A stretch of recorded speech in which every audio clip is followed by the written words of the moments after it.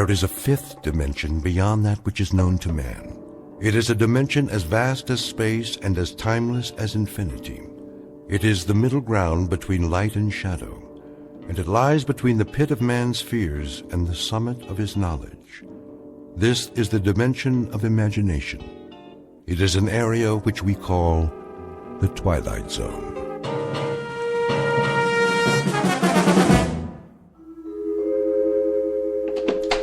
Good morning, Mr. Stasiak. How are you today? Morning, Mrs. Ricciardo. Ask me after I have my coffee. Don't you be running in the hall now, little Paul. Okay. And good morning to you, Mr. Bevis. Top of the morning, Mrs. R. Top of the morning. Did Mrs. Chatfield fix your hot water yet? I'm sure she will, Mrs. R. Our landlady has a lot of important things on her mind. But how did you take your shower and all with no hot water? Oh, it's no problem, really. In fact, I think I prefer a nice cold shower. Do you remember Bernard McFadden? Who? One of the fittest men who ever lived. Published magazines dedicated to health. He always bathed in ice water. Said it got the blood flowing. Do you know he never came down with so much as a cold? Hi, Mr. Bevis. Hi there to you, Paulie. How's old Ironsides coming? She's coming.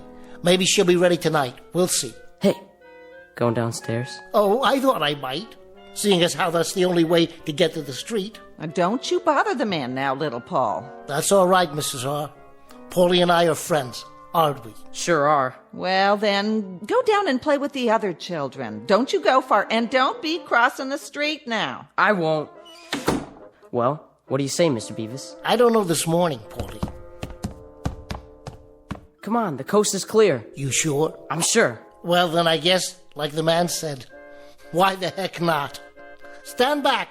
I'm coming down by the seat of my pants. Stand back, everybody. He's sliding down the banister and he's gonna take off. Whoa, whoa, whoa. Hey. Excuse me, everybody. Lost my balance there at the end. Of course, it's not the first time. Gee, Mr. Bevis, are you ever gonna get it right? Practice, Janie. That's all it takes. Just a little more practice. That's what you always say. And that's what I mean. Think how much time I save every morning. Sliding down one whole floor. At least 15 seconds. Let's see, that's a minute and a quarter every week. 5 minutes a month. Why, in a year, that gives me a whole extra hour before I go to work. Do it again. Well, now, that would defeat the whole purpose, wouldn't it? But tomorrow, maybe tomorrow, I'll finally take flight and land square on my feet. What are you laughing at? Your bow tie's on crooked. So it is. Thank you, JD. Now, who wants to help me carry my briefcase? Pick me, Mr. I Bevis. wanna Pick carry me. I it. can do Me. it, Mr. Bevis. Pick me. Well, then, you'll just have to take turns. And you know something else? Why, I just happen to have a whole pocket full of shiny new pennies. And they're getting awfully heavy. I don't mind tipping, for extra special service. Let me see.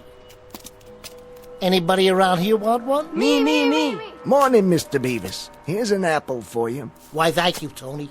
Don't know what I'd do without one of your apples every day. Well, I never.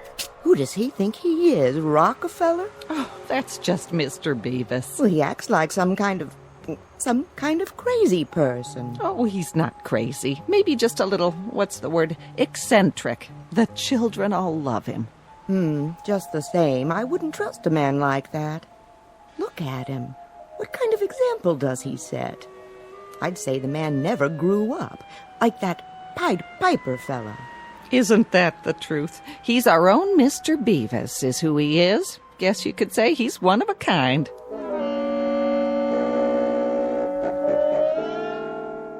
Species of the modern American male, or perhaps not so modern after all.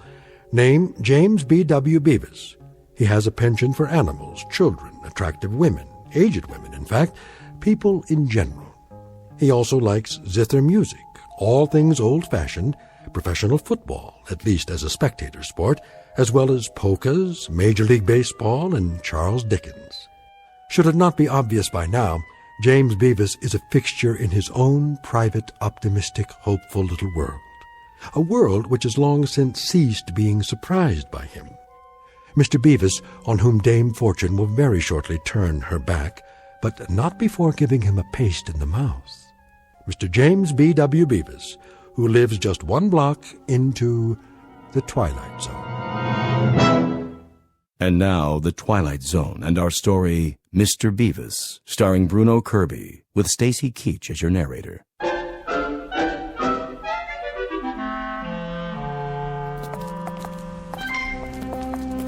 When you gonna get a new car, huh, Mr. Bevis? He don't want a new car. He likes this one. Sure do. This is a genuine antique. Original engine, factory paint job. The only thing I've ever changed is the tires. Funny how they still can't make tires that last as long as the car. What's that on the windshield? Oh, you got another parking ticket. Keep it safe for me, will you, Paulie? Put it in with the rest of the collection. Is it gonna start today, do you think? Cross your fingers and toes. A bright new morning like this, we've always got hope, don't we?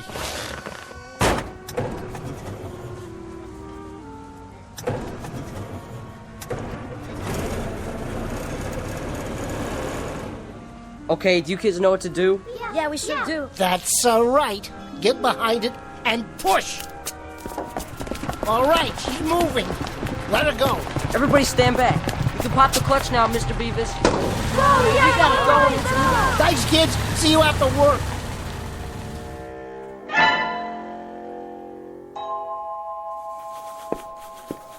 And whose desk is this? Mr. Bevis's, sir? Ah, I should have known. And where is our Mr. Bevis this morning? I'm sure I couldn't say, Mr. Peckinpah. Well, Margaret, when you do happen to see the gentleman who occupies this museum of junk, kindly tell him that I should like to see him personally. If and when he finally deigns to report for work, that is. Will you do that for me? Oh, yes, sir. I'll tell him. His desk sticks out like an infected thumb. Yes, sir. Amid this snowstorm of loose papers, I believe I make out a model ship, a gooseneck lamp, in the shape of an actual goose, mind you. Cute, isn't it? Cupid doll clock, nodding head dogs, toy kitten, yes, and unless I am mistaken, an actual stuffed ferret. I think it's a squirrel, sir. A veritable livestock exhibit. Perhaps I should rename this company Wild Kingdom.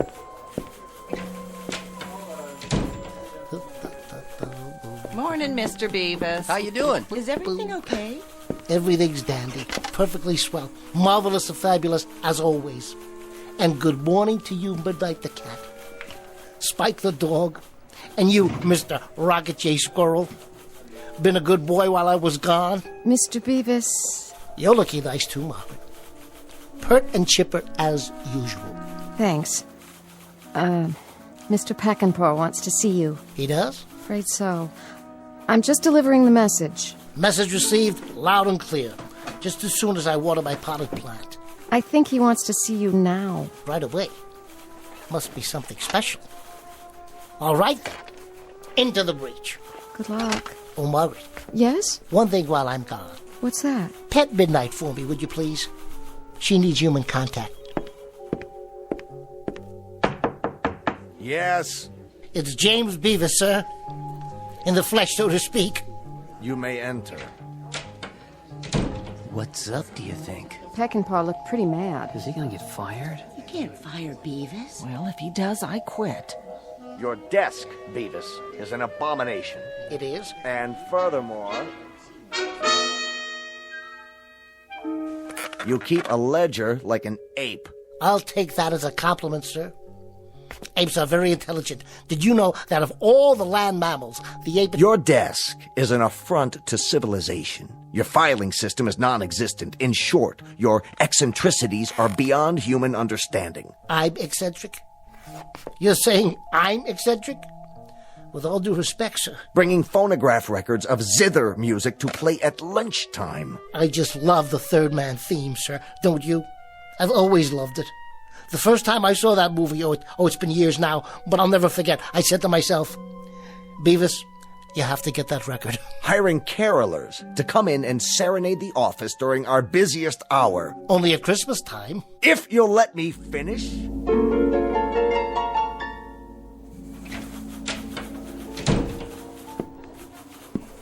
Was it The sack, Mr. Bevis? Yep. The old sackaroonie. Oh, I'm so sorry. This is the 6th job I've lost this year, Margaret.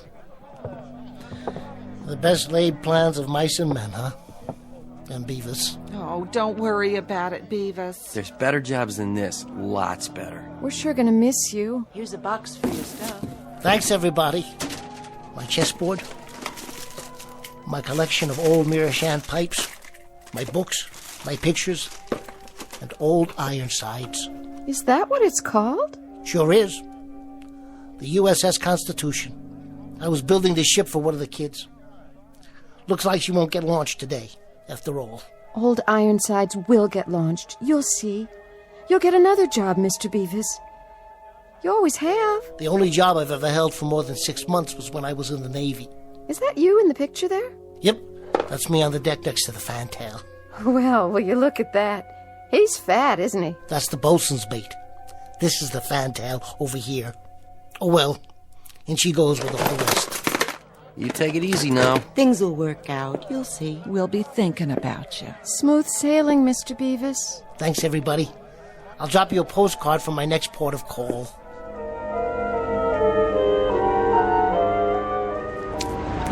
Oh, Mr. Truck Driver. Mr. Truck Driver, you don't have to double park. No, what am I supposed to do? Park it on the sidewalk? Park behind me. I'm leaving anyway. Which one? Oh, let me guess. The old rattle trap, right? Anybody get hurt in that wreck? You can have both spaces as soon as I put my stuff in the back. Can you hurry it up? Let me get the door open here. First, set the box down. Then get the keys out. Hey, Mac, I ain't got all day. Just one more minute. If you ain't moving in 5 seconds, I'm pulling in behind you. Be careful, would you please? This is an original Essex. Stock parts. Okay. Watch the bumper. It's rolling. I only tapped it a little. I must have forgot to set the handbrake. That's your problem, pal. Hey, somebody stop that car.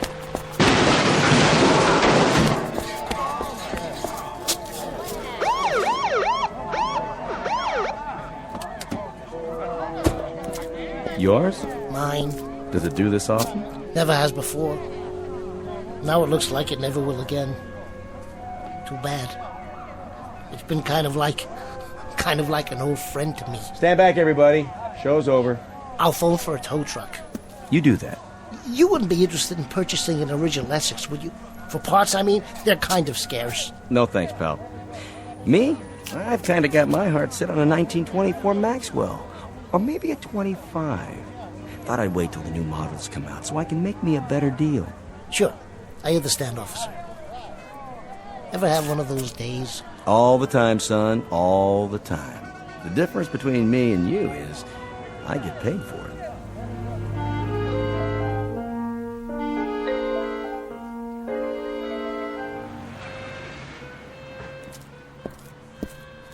Mr. Bevis? Where's your car? It's in the shop.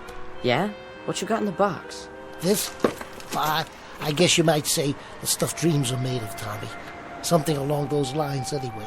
Hey, is that old Ironsides? Yep. She ran aground before she could get christened. That's okay, Mr. Bevis. You can fix it. You can fix anything. I'll try, Tommy.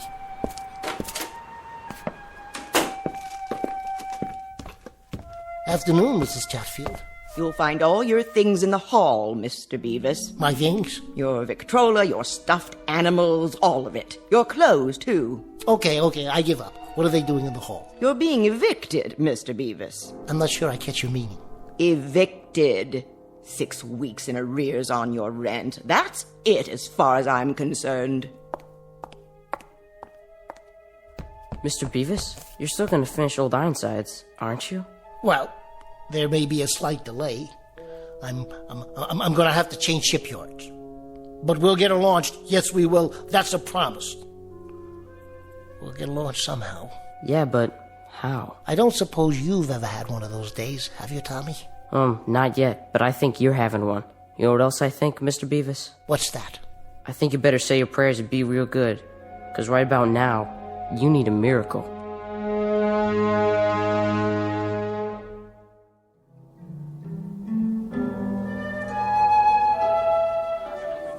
Better make this one your last, don't you think, Mr. Bevis? All in good time, Joe. All in good time. I'll tell you when. I think you forgot to tell me that a couple of drinks ago. You're not going to be driving anywhere, are you now? Alas, I think not. Today I am, as they say, hoofing it. Once I am sufficiently fortified. There's that word again. Which word? You said you wanted something that'd fortify a man in his darkest hour, so I guess you must be feeling pretty fortified by now. Them are it, huh? Your fortifications? Those are. Are what? Those are it. You can't use them in a nominative case. No kidding. Live and learn. Yeah. Live and learn. Who's that? Who's who? The old gentleman in the blue suit. Where? Behind me. At the table. I can see him in the mirror. I don't see nobody. Right over... Wait a minute. Where'd he go? Search me. Perhaps you can explain to me, Pete, what you put in those drinks that made me see somebody in the mirror, but not in the booth. See who? Whom? Quite right, Mr. Bevis. Whom? Objective case. Wait a minute. Now, where are you hiding? Nowhere, Mr. Bevis. I'm right here. Hey, how'd you do that? An exceedingly simple trick. You've heard the saying, now you see it, now you don't. Care for a cigar? They're Cuban, you know. Nothing but the best where I come from. You might say we get them duty-free. No, thanks.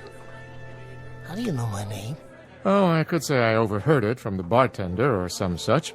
But if the truth be told, we do have our ways. And who exactly might you be? Ah, yes, a name. For purposes of identification, you may call me J. Hardy Hempstead. Hey, Pete.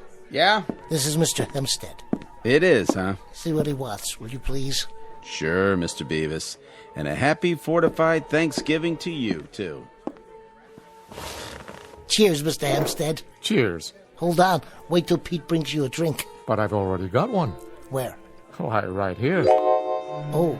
To better days. I'll drink to that. And what do you do, Mr. Hempstead? I'm your guardian angel. Wouldn't that be something?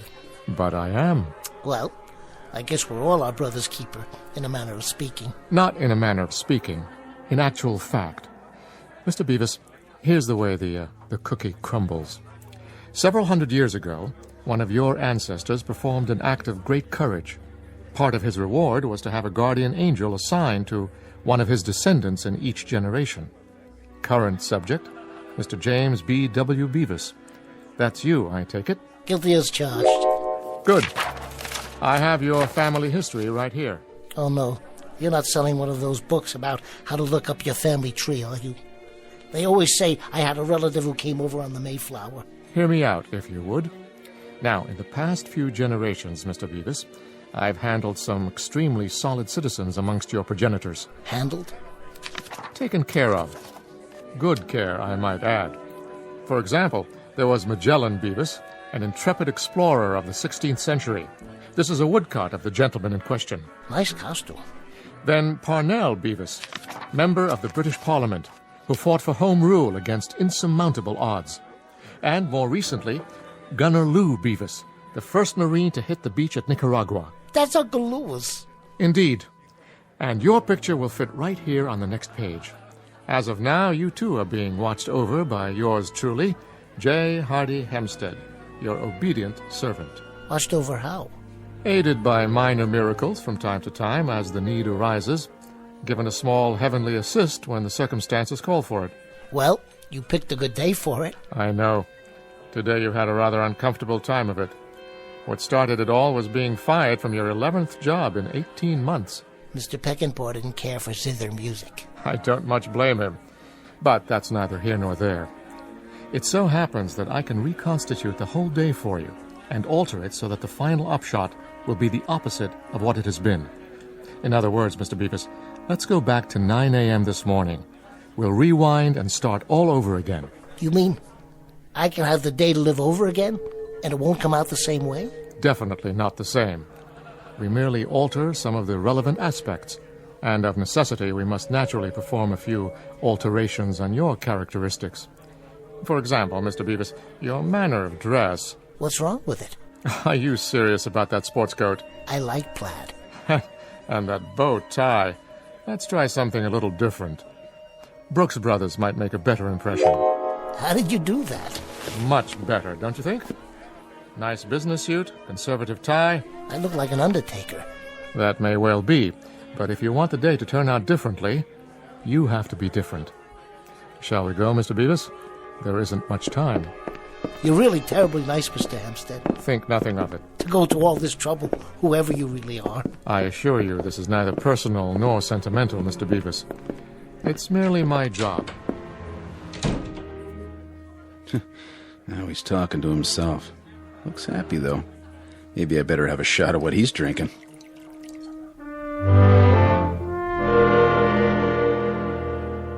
Good morning, Mr. Stasiak. How are you today? Morning, Mrs. Ricciardo.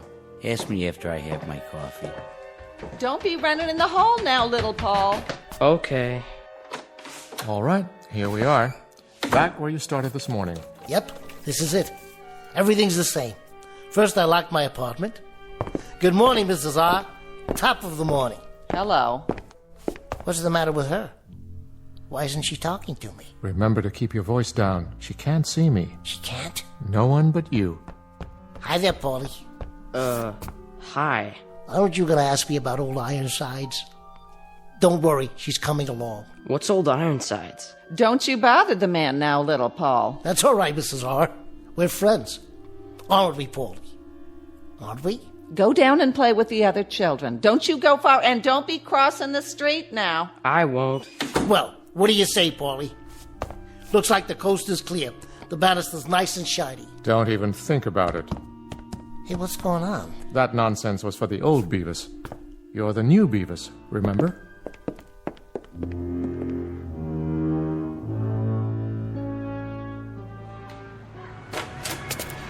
Morning, everybody. I don't know, Mr. Hempstead. Think about it. If I don't slide down the banister anymore, I'm losing a good 15 seconds. That's a minute and a quarter a week, 5 minutes a month. Straighten your tie. You're late. Who's going to carry my briefcase? You can do it. What about this pocket full of new pennies? Not in this suit. Morning, Tony. Where's my apple? You want an apple, mister? That'll be 25 cents. Let's go. Oh, Mrs. Chatfield. Oh, good morning, Mr. Bevis. I wanted to talk to you about the rent. Oh, I found it in the box. 3 weeks in advance. You're a wonderful, wonderful roomer, Mr. Bevis. That's a switch. This part I don't mind at all. Only, where are the kids? They're busy playing, I presume, as children are wont to do. But who's going to help me push start my car? That won't be necessary. I don't even see my Essex. Oh, no. Did somebody tow it away? Correction. You don't own an Essex. This is your car. But this is a sports car. A little foreign sports car. Red's your favorite color, isn't it? Yes, but do you think it fits? With everything else I mean? Mr. Bevis, live it up, will you? But have you ever driven an Essex? My dear sir, I have driven a chariot with 11 horses. I'm the guy responsible for Ben-Hur winning the race. That Essex went out with the old Bevis. You're a different person now. No more zither music. No more Christmas carolers in the office. Though the latter idiosyncrasy met with some approval from the organization. Now, here are your new car keys. Go ahead, give it a spin. Hey, Paulie, look at this. Want to take it for a test drive? He acts like he doesn't even know me. Shall we go, Mr. Bevis? Yeah, okay.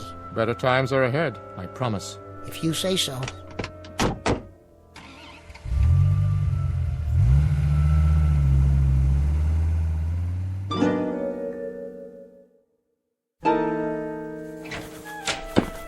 Well, here we are, Mr. Bevis. Looks like the office is already humming. Where's my desk? Same place it's always been. Right over there. But it doesn't look the same. Somebody's already cleaned it out. No such thing. Your workday hasn't started yet. Look at the clock. You're not even late. It's only 8:58. Morning, everybody. Good morning, Mr. Bevis. Where's my gooseneck lamp? And the clock I want at the carnival?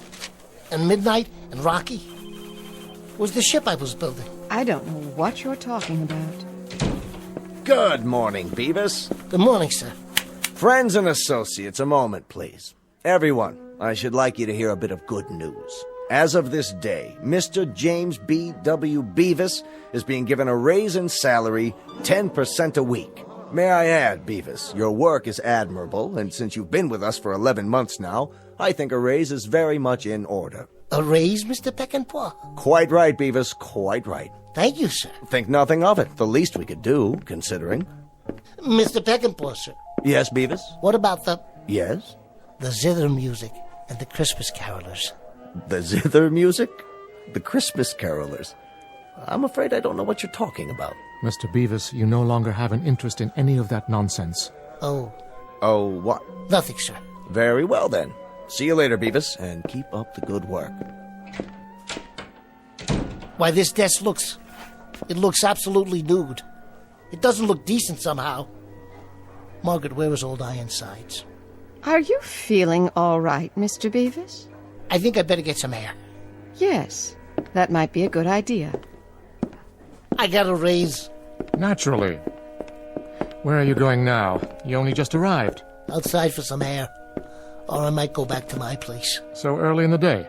I was thinking, maybe I'll play some stickball with the kids in the street. Mr. Bevis. Yeah? They won't play with you. Why not? You're not the same, Bevis. Not anymore. You mean everything's changed? Even that? It's only today that we can see the changes. Actually, they started some time ago. I'm beginning to understand. Good.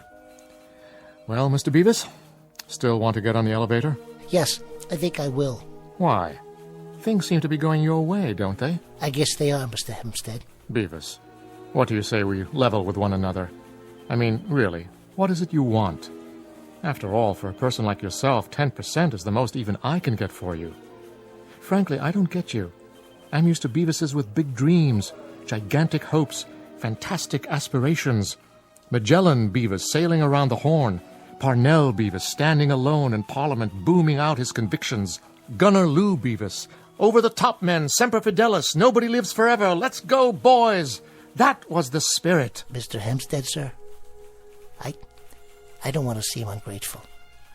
But the things I want, the things I believe in, I know they're odd. But they're worth considerably more than 10% a week. I take it then that you prefer your bow ties and plaid coat and old Ironsides. I'm afraid that's the case. And you realize things will be as they were. There'll be no job, no car, no place to live for a while. It's been that way before. I see. Complicated, is it? Hardly. Take a look out the window. Hey, there's my old Essex down at the curb. You'd best feast your eyes. It won't be around for very long. The truck will hit it as previously ordained. You'd better go back in for a minute and get it over with. Here comes old Peckinpah now. This time he won't be talking about a raise. You know something? It doesn't make a bit of difference. Not one bit.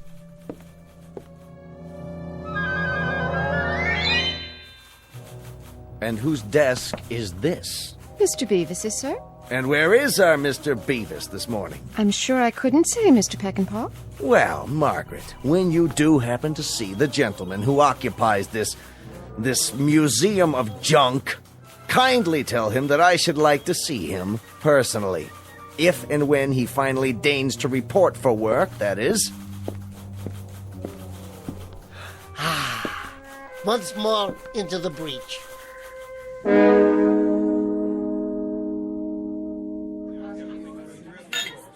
How do you feel, bud? Fortified? I do indeed.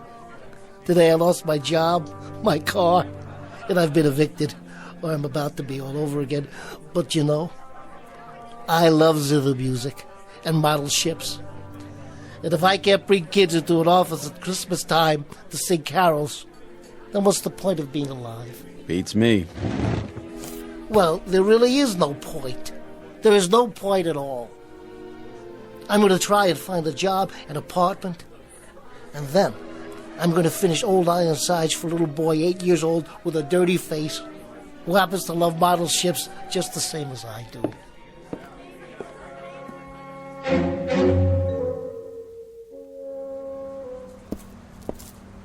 Wait a minute. That's my car. Mr. Hempstead, wherever you are, you're still watching over me. You must be. This your car, buddy? Yes, it most certainly is, officer. And you don't know. You can't imagine how glad I am to find it here. You see, a truck tapped the bumper and it rolled down the street because I didn't have the handbrake on. That was the first time, of course. But now, thanks I'm sure to Mr. Hempstead. Well, I don't know any Hempstead. And I don't care if it's the first time or the 100th time. What are you doing? Writing you a ticket. In this city, we kind of take a dim view of parking next to a hydrant. You mean a fire hydrant? Big and red, right there by your front fender. What hydrant is that, officer? Hey! Where'd it go? I think I have a pretty good idea.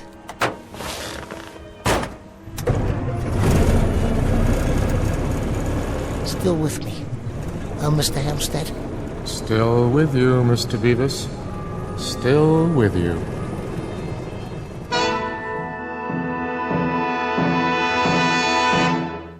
Mr. James B.W. Bevis, who believes in magic. The magic of a child's smile. The magic of liking many and various people and things and being liked in return. And the strange and wondrous mysticism that is the simple act of living. Mr. Bevis, one species of the modern male who lives in his own private and very special Twilight Zone.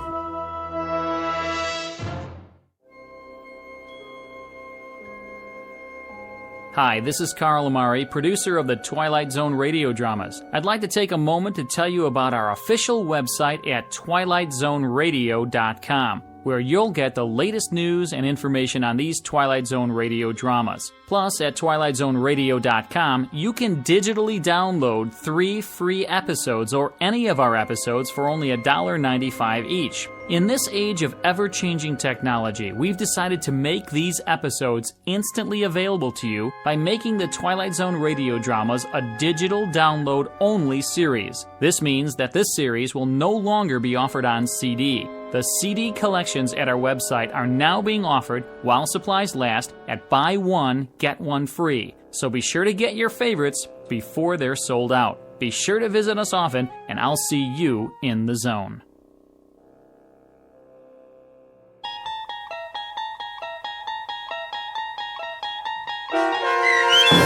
Mr. Bevis, starring Bruno Kirby with Stacy Keach as your narrator, was adapted for radio by Dennis Etchison and written for The Twilight Zone by Rod Serling. Heard in the cast were David Darlow, Christian Stolte, Fernette Lebo, Jeff Lupetin, Linda Ryder, Meg Thalken, Max Kirsch, Carrie Darlow, Riley Baugh, Kurt Nabig, Doug James, Carl Amari, and Vince Amari. To learn more about the Twilight Zone radio dramas and to obtain audio cassettes and CDs of these programs, visit our website at twilightzoneradio.com. The producers of The Twilight Zone wish to thank CBS Enterprises, Carol Serling, Dennis Etchison, Dick Brescia Associates, Claire Simon Casting, Terry Jennings, XM Satellite Radio, Sirius Satellite Radio, our sponsors and our radio affiliates for helping make this series possible. This copyrighted radio series is produced and directed by Carl Amari and Jason Mallow for Falcon Picture Group. Doug James speaking.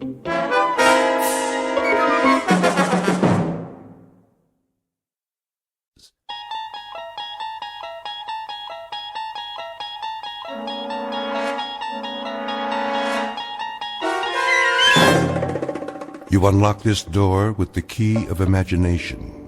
Beyond it is another dimension. A dimension of sound, a dimension of sight, a dimension of mind. You're moving into a land of both shadow and substance, of things and ideas. You've just crossed over into the Twilight Zone.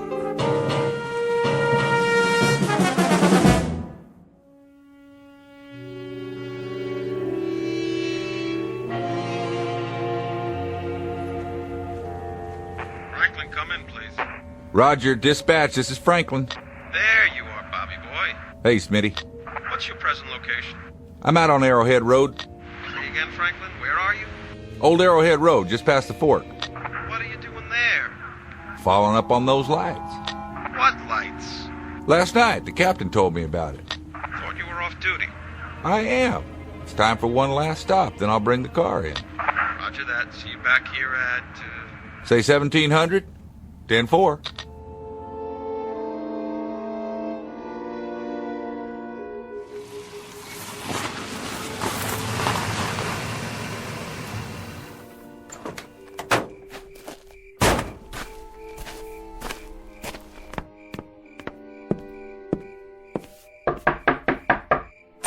Yes? Miss Scott? That's right. I'm Trooper Franklin, Miss Scott. May I come in? Okay. Nice place you have here. How gracious of you to say so. I see you got a fire going. Smoke from the chimney. I don't have much choice. You know how cold it gets up here? Matter of fact, I do. I don't know whatever possessed me to take a cabin in the mountains. Excuse me while I put another log on the fire. Yes? Were you in town this morning? Guilty as charged. It's an unhappy pilgrimage I'm forced to make once a week. Unfortunately, no one will deliver my supplies, so I have to go down and get them. Set for a few more days. Was there something else, Trooper Franklin? Mr. Barth, the general store said something about... Did I forget to pay him? No, nothing like that. Well, what did he say? Apparently, you told him you saw some lights in the sky. Oh, that. I may have mentioned it. So? Well, I thought I'd stop by, ask you a few questions. That's very intrepid of you, Trooper. Just following up. Actually, I did see something in the sky last night, and I did mention it to that pickle barrel wheeler dealer. But I mentioned it to him because the general run of dialogue down in the village is dull enough to make me want to retire from the human race. Is it? I've had it up to here with stories about rainfall, wind velocity, snow level, and of course some very gripping bingo games. So I thought I'd inject something new into the dialogue, which happened to be a very small aside about seeing lights that flashed on and off for about 15 minutes last night. That's all. I can assure you, officer, there is no cause for a general alarm, let alone martial law. At least not so far. What kind of lights were they? Mr. Franklin, if you're looking for a red-hot gun-em-down battle against the forces of evil, you'd better saddle up and head north. Find yourself an abominable snowman or something. There's nothing here for you. You're from New York, aren't you, Miss Scott? The way you say it, it sounds like a misdemeanor. Not at all. I was just interested. We heard tell about your taking a cabin here, living alone. You were some sort of fashion designer, weren't you? I was some sort of fashion designer. My yearly salary would have bought the main street of that rinky-dink whistle-stop down there. I had what is euphemistically known as a nervous breakdown, so I came here to this cabin to be alone.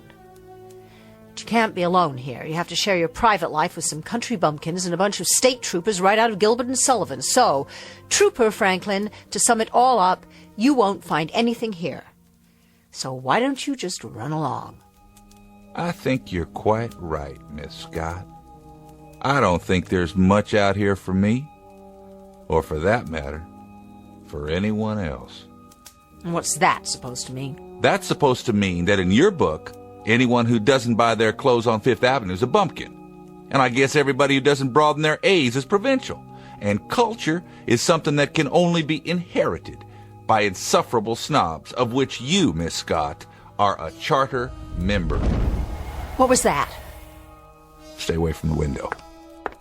The light outside is so bright, I can't see anything. I said stay back. What? What was it? Get in the house and bolt the door. Just do it. My pleasure.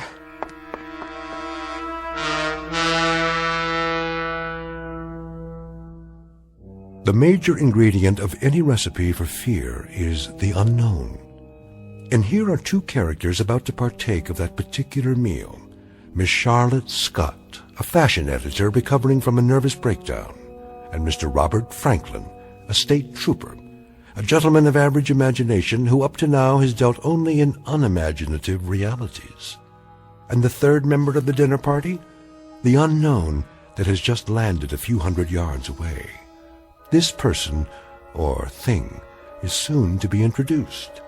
For this may be a mountain cabin near Lake Arrowhead, California, but it is also a clearing in that shadowy realm known as the Twilight Zone. And now, The Twilight Zone, and our story, The Fear, starring Jane Seymour and James Keach, with Stacy Keach as your narrator. Sorry, but until we know what's out there, I understand. I guess. You're not frightened, are you, Miss Scott? It so happens, Mr. Franklin, it so happens that you put me in the wrong sorority. I'm a charter member, all right, but not of the Society of Snobs. I'm the founder and chairman of the board of Society of Frightened People. People who are so frightened they can't face the world and have to run off to little mountain retreats like this one. They act superior because that's supposed to hide their tensions and neuroses. Thank you for your honest answer. Do you have any coffee? I think so. Then I'll go out and look around while you make some. Deal? Deal. If I don't see anything, I'll stay here for a while until it comes back. Then I'll take you into town if you like. I doubt that'll be necessary, but what was that? The noise and the light. Could have been a meteor, I suppose, or an aircraft off its route.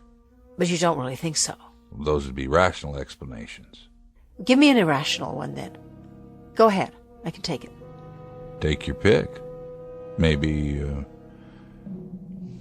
something from outer space. Right. Take a look out that window. Do you understand everything out there? I sure don't, especially up here. There are more things in heaven and earth, Horatio, than are dreamt of in your philosophy. If I remember my English class, that's Shakespeare. Isn't it, Miss Scott? Yes, it is, but the question is, what's that? Where? You can see it from the window, over there, just beyond the trees. It looks like a light of some kind, a white light. Yes. I see it. About 400 yards. Now you tell me, am I imagining things, or is that light blinking on and off?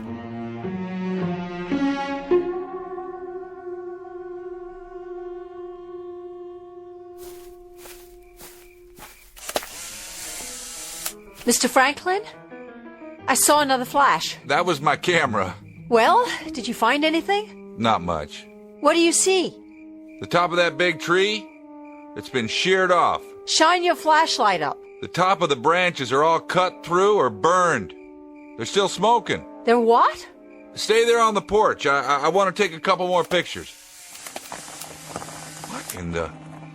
Hey, that's my car! What happened?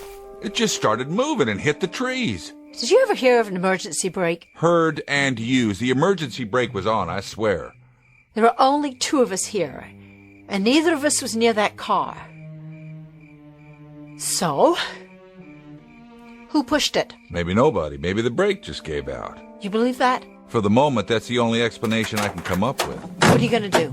I'm going to try and push it down on all four wheels again. It's wedged in there between these two trees. I can't move it. But if I can get the door open, I can call for backup. Be careful. There.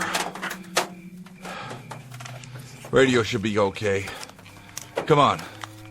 Does it work? Dead. No power at all. You have a phone inside? Thank God, that's one sacrifice to privacy I didn't make. I've got a telephone and a pot of coffee. And at this moment, both are luxury items in my book. Sounds good to me. You didn't find anything, did you? I mean, the cause for that sound and the light? There was a light. It sure was. I saw it, too. I didn't find the cause, but I found some of the effects. The tops of the trees were all sheared off, cut right through, and they were... What? Still smoking, burned. Just as if some oversized acetylene torch had plowed right across them in a straight line. Well, what could have done that? Lightning? Except the sky is clear. Not a cloud. And no thunder. Go ahead. Phone's on the wall in the kitchen. After you. Better lock it. You just applied for membership, huh? In what? My club for frightened people. Lady, I fought in the war, and I've been a cop for a while now. I'm not ashamed to say that I've racked up more scared hours than a rabbit. Thank you. For what? For an honest answer. It's just that I know a few things about fear. So do I. But this is a new one on me. It's all the same. I wouldn't say that. I don't know exactly how to explain this, but I finally figured it out, and it helped me get through a lot. If you can learn it, maybe it'll help you too. I'm all ears. Look, fear is fear. No matter when it happens, an instinct, a natural human function, like breathing. It's a warning, one of the signals we get from our nervous system in order to survive. But how we react to the fear when it comes, that's what counts. What are you saying? That there's a choice? Maybe there is for you. There's always a choice, no matter what. You can get the shakes and crawl under a bed if you want, or you can clench your fists and get on with your business, because staying scared, being so sick with worry you can't move, isn't going to change anything. It's how you handle the feeling, what you do with it. That's what makes the difference. That decides whether you survive or not. You see what I mean? You've thought a lot about this, I take it. I've had to. It's part of my job. Well, you handle it whatever way you want. Me? I think I feel more comfortable hiding under a bed. So you have a sense of humor after all? You thought I didn't? I wasn't sure. Maybe that's my defense. You got 2 beds? What? I might want to crawl under one myself. Your phone's dead. No, it's not. You don't trust anybody, do you? Once upon a time. Look where it got me. Coffee ready? Here. Thanks. This is getting to be like a bad movie. Is it? I don't see many movies. Now, I suppose that in the next scene somebody knocks on the door. Somebody or something. I like comedies myself. I'm not much for science fiction and horror. Neither am I. You don't make bad coffee for a fashion designer. And you're pretty astute for a state trooper. What are you looking at that door for? Waiting for the knock, I guess. If we could predict it, we wouldn't have anything to worry about. Well, what do we do till then? Wait a while. I'll hang around, just in case. In case what? Just in case whatever's out there decide they've scared us enough and crawls in out of the dark. Crawls? Or hops, or skips, or jumps. I like that better than crawl. I'm not too big on the word dark, either. What are we really talking about? Something that makes loud noises, flashes light, and burns the tops off of trees. Whatever it is, I'd like to nail it, though. Pay back the taxpayers for my wrecked car. That, I'm afraid, falls under the heading of duty. I call it an admirable attitude, especially under the circumstances. I'll tell you something, Miss Scott. Despite all that you may have heard about officers of the law, we react like normal human beings. Roaring fire, mountain cabin, hot coffee. Not a bad life. If I live long enough to retire. What is it? Didn't you hear that? Where? Up there. It sounded like it was on the roof. Do you have an attic in this house? I don't think so. Is there a way I can get up on the roof? Not from inside. What are you doing? If we've got an intruder, it's time to put a stop to this. Please, please don't. I'm taking the flashlight. Leave the lights on and lock the door after me, and don't open it unless you hear my voice. No matter what. Do me a favor. Be careful. I'll do my best, miss. Just come back.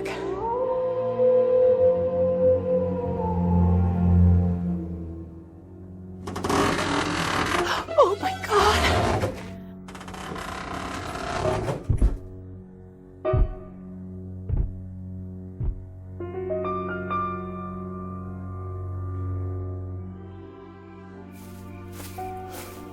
This doesn't make sense. No sense at all. It's me. Can you prove that? Trooper Franklin, Arrowhead PD, the gracious, astute guy with the camera.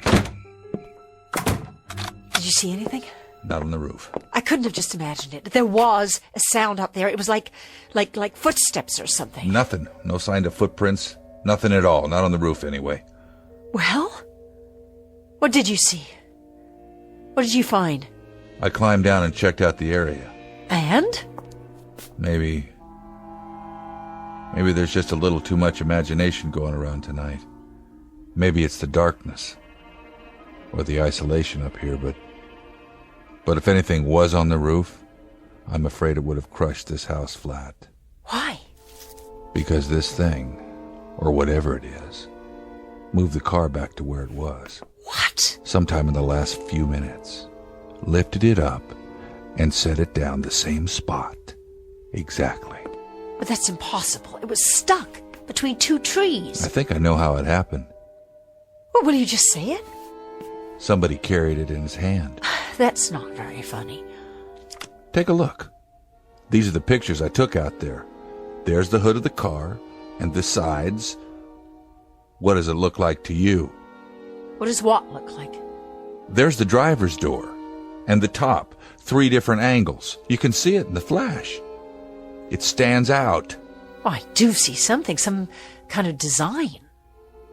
What? Take a good look.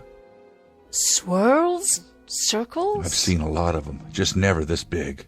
What is it? A fingerprint. Oh, you're joking. One big fingerprint about 2 feet wide. The car was lifted up and carried in somebody's hand. If you're trying to scare me, you've made your point. You can stop now. And if it is a fingerprint, then we shouldn't have any trouble finding our invader because he must stand better than 100 feet tall.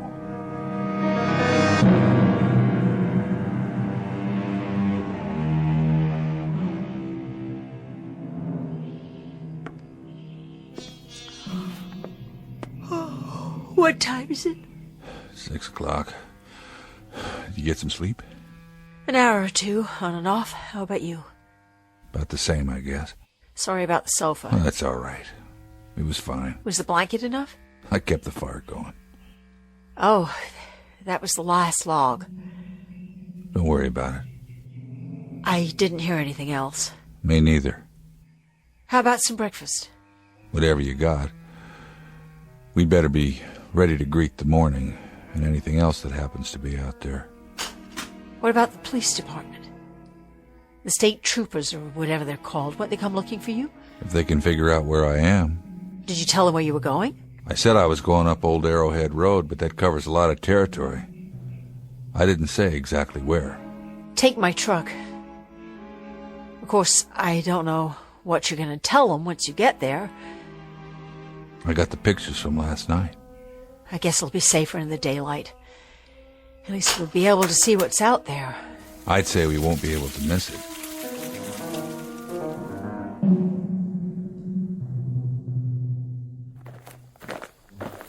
There's the car. Just where you parked it the first time. With the dent still in it. I guess they don't do body work. Oh my God. It really is a fingerprint. That or a practical joke. You got any friends out here who'd go this far? Little bent, maybe. If I did, they'd have been committed by now. Where's your truck? Behind the house, I'll get it. Keep your eyes open. Oh, I will. I'd better check out the radio one more time. Just don't go anywhere, all right? Bring it around. Still dead. Miss Scott? Oh, dear Lord! What? What happened? Come and see. Is the truck gone? No, it's there, but just come. It's you've got to see this. There. Now you tell me something, will you, trooper? What's that? The sinkhole? Will you look? It's more like a crater, actually. All the way from the back of the house to the trees? It wasn't there before? No. To tell you the truth, it looks like a... Go ahead, say it. A footprint. Right, a footprint. That's 20 feet long. That's what it is, all right. A footprint. But this part is only the toe. What? The whole thing is more like 50 feet across. Let's get out of here. I gotta make a record of the evidence. Are you crazy? Run. Run where? The village, down the road. Who cares? Someplace, any place, as long as it's away from here. Use your head. It's 30 miles to the village, and no matter what direction we go, something that tall could just block the way or reach down and crush us. Besides, whatever it is, it's as big as the mountain. Then what can we do? Try and fix the car radio so we can phone for help. And then pray that whoever's walking around out there has a name like Gulliver. Just an overgrown, nice guy who doesn't mean any harm. You do anything you want, but I'm not staying here. I'm getting right out now, and I'm not coming back, and I don't care if I ever see this place again. Miss Scott? Miss Scott! Stop, please! Where are you? Down here! Don't try to get up. Don't try. Did you break anything? Shh! What? Stay down. It'll see you. What will? That thing. There's no... It was there. I looked through the top of the trees. It was in the tree? It was behind the tree, standing above the branches. Where? Where? I don't see. It's gone now, but it was there. Its legs. It started walking this way, and its legs were standing right in front of me. Come on, we're going back. No way. There's nowhere else to go. I can't. Do you break anything? I don't think so. Then hold on to me. I'll help you. We have to hide. There's no place left to hide. Down there in the gully, under a tree, under the leaves, all right? Anywhere, just don't let it see us. We're not going to hide. We have to. We can't. You didn't see it. I thought you were from New York. What's that got to do with anything? New Yorkers are supposed to be tough, aren't they? Oh, so this is a macho thing. I'm talking about survival. So am I. Well, if you're a precious male eagle... Listen to me. You don't survive by running scared. Nobody does. Do that and they're controlling you like a rat in a maze. The only chance is to take control of yourself. And how do you do that? Make a plan and carry it out no matter what. Do you hear what I'm saying? No matter what. Otherwise you're done for. You may as well dig a grave right here and climb in, because that's where you're gonna end up. Now get a grip, New York. Show me something. Show that thing. Or give up right now. You can't have it both ways. So make a choice. One or the other. Do you want to live? Or do you want to die? All right. I'll try. You were wrong about one thing, Trooper. What's that? I saw it. And it had a big, round head with one eye right in the middle. But what? It's not 100 feet tall. From where I was, I'd say at least 300 feet tall.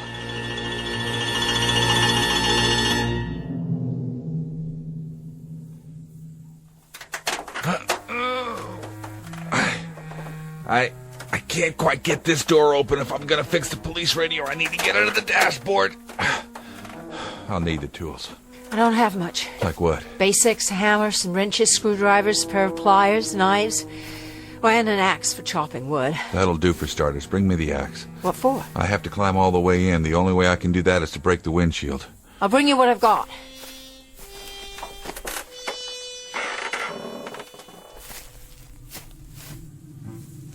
Miss Scott?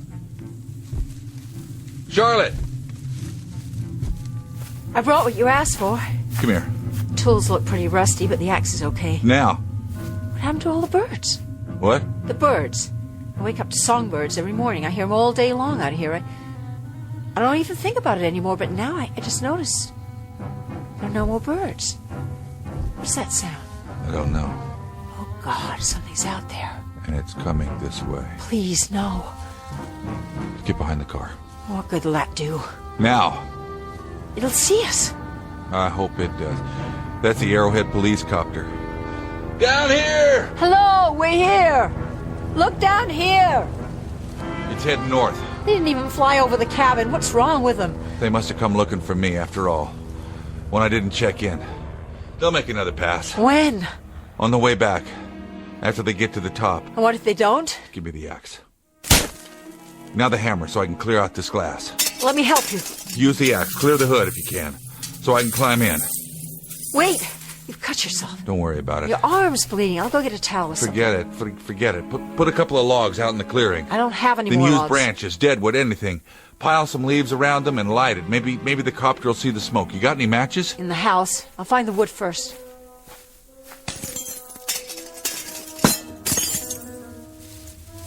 Miss Scott?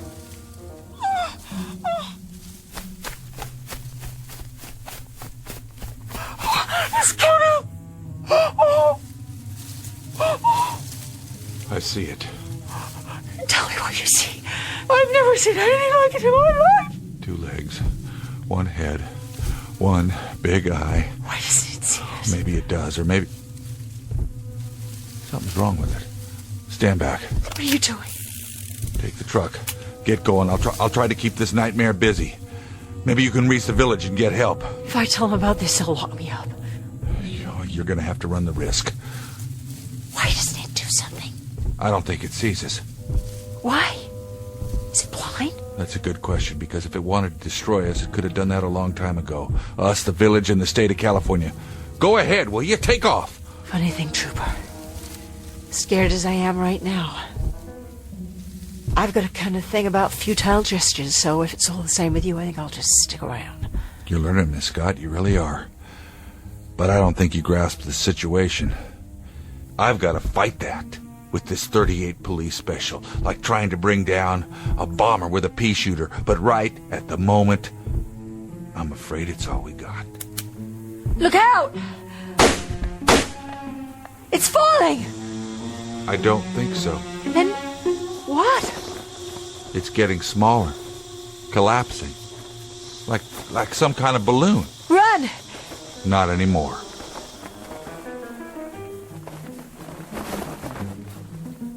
It's all it was. A balloon of some kind. As fantastic and unbelievable as that sounds, that's exactly what it was. The whole thing's made out of plastic. Mylar, I'd say. And a head with a face painted on it. That's all it is.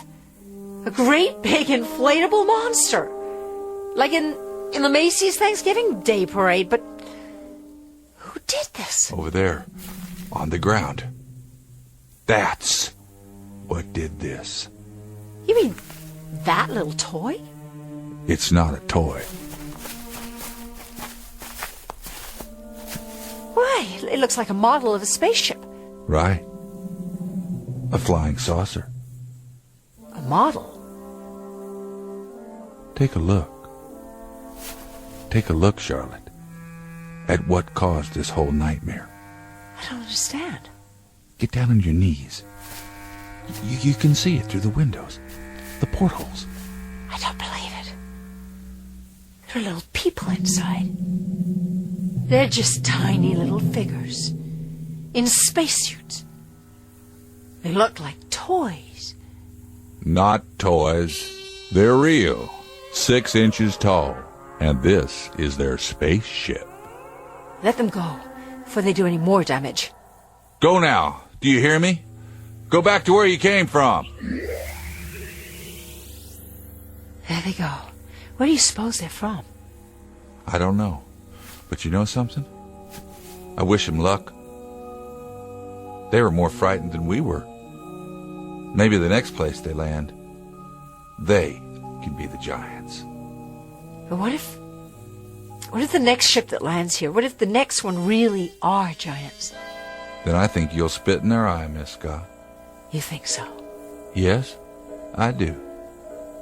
I really, truly do.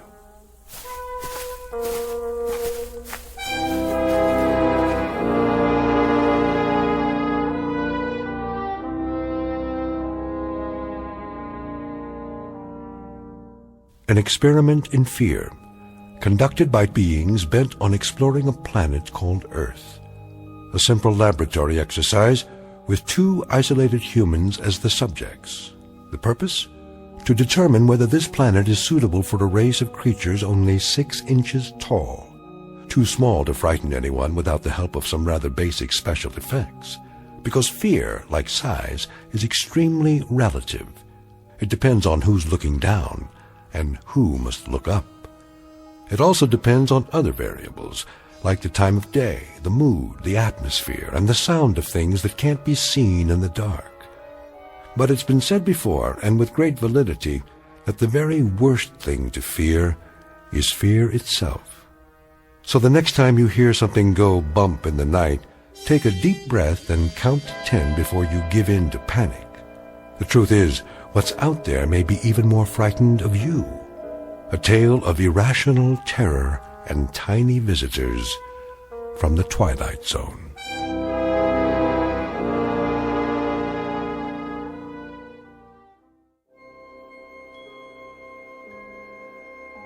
Hi, this is Carl Amari, producer of the Twilight Zone radio dramas. I'd like to take a moment to tell you about our official website at twilightzoneradio.com, where you'll get the latest news and information on these Twilight Zone radio dramas. Plus, at twilightzoneradio.com, you can digitally download 3 free episodes or any of our episodes for only $1.95 each. In this age of ever-changing technology, we've decided to make these episodes instantly available to you by making the Twilight Zone radio dramas a digital download-only series. This means that this series will no longer be offered on CD. The CD collections at our website are now being offered, while supplies last, at buy one, get one free. So be sure to get your favorites before they're sold out. Be sure to visit us often, and I'll see you in the zone.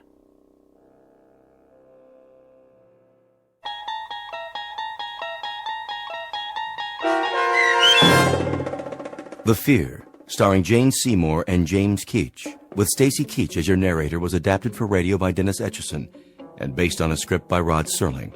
Heard in the cast was Bruce Grossman. To learn more about the Twilight Zone radio dramas and to obtain audio cassettes and CDs of these programs, visit our website at twilightzoneradio.com. This copyrighted radio series is produced and directed by Carl Amari and Roger Wolski for Falcon Picture Group. Doug James speaking.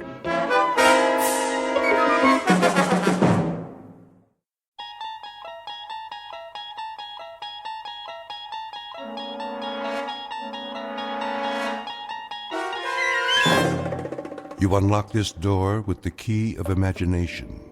Beyond it is another dimension, a dimension of sound, a dimension of sight, a dimension of mind. You're moving into a land of both shadow and substance, of things and ideas. You've just crossed over into the Twilight Zone.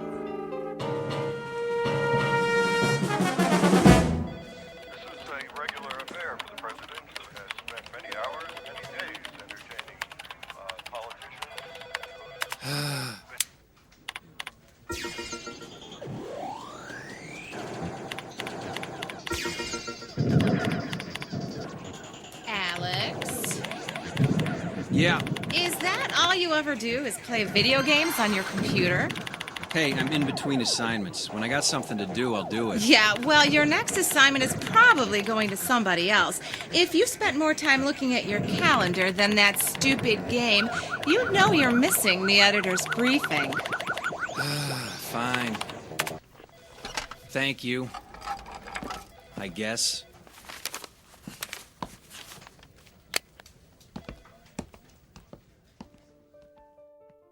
Yeah, I know politicians. Politicians never point fingers at voters. If anything goes wrong, it's either their opponent's fault or sunspots. Do me a favor. Find another source to support it. Sorry I'm late, Tom. Ugh, Alex, you're always late. Get a plane ticket to San Francisco and rent a car. There's a research lab about 3 hours up the coast. Something right up your alley. Nanotechnology. Yeah, if it's too small to see, it must be Alex. Very funny. Maybe folks can find some new nano humor before I get back. Speaking of which, why am I going to Northern California? There's a guy named Thompson, a researcher, has a PhD in inorganic chemistry. Rumor has it he's found a way to use microscopic robots to clean up oil spills. If it's true, any company with the technology will make billions. Never heard of him. No one has. That's our job. You do know that. That's not my point. I mean, joke all you want about nanotech, but I know more about it than anyone in this building. This guy's off the radar. Yeah, and it gets better. It's starting to look like his venture capital is coming from a consortium of Middle Eastern banks. That means there's big oil money behind this guy, And it's possible he may have really pulled this off. That explains the secrecy. Big Oil doesn't like publicity. I didn't say this would be easy. He works out of a private lab off Highway 1. He's right on the ocean. Oh, sweet deal. Look, I don't care what you do in your spare time, but find out something about this guy and what he's up to. I don't suppose knocking on the door and saying, "Hi, I'm a reporter, what are you up to," is gonna work? No. Your usual investigative reporting approach is probably not gonna work. That's why we got you hired to work as a graduate assistant on his project. I'm doing what? His lab is crawling with graduate students. We created a fake resume for you and got you hired. You start in 3 days, so you better get packed. How long am I supposed to work there? Till you have the story. Now, get out of here. What if he asked me to do something scientific? How do I fake that? He won't. He treats his assistants like dirt. I should feel right at home. He won't ask you anything, and he sure won't tell you anything. You're gonna have to do this the old-fashioned way. Now, go catch a plane. Why didn't I stick with restaurant reviews?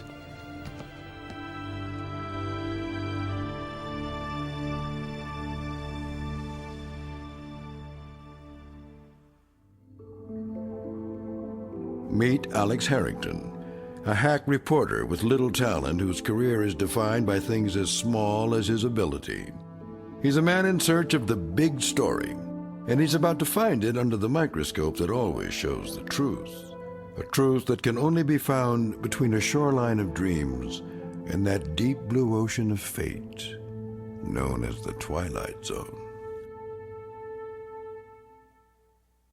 And now, The Twilight Zone, and our story, The Nanobots, starring David Pasquesi, with Stacy Keach as your narrator.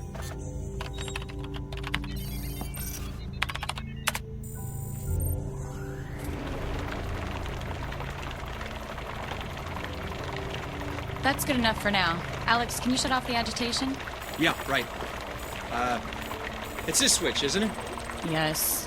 Sorry. What's in there today? A blend of motor oil, axle grease, and kerosene. Ah, the sludge du jour. Very funny. Tim, ready for release? All ready. Okay, let him go. Commence release now.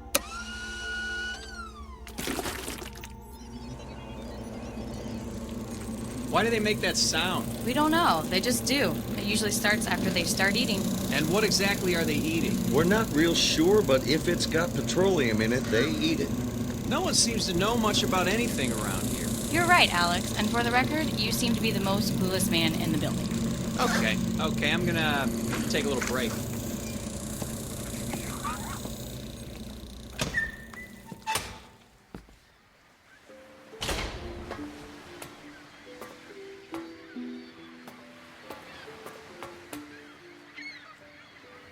Beautiful view, isn't it? Oh, sorry, I didn't see you coming.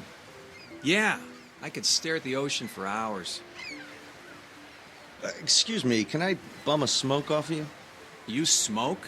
I wouldn't have expected that. I thought all of you environmentalists were against things like cigarettes. Yeah, well, don't tell anybody.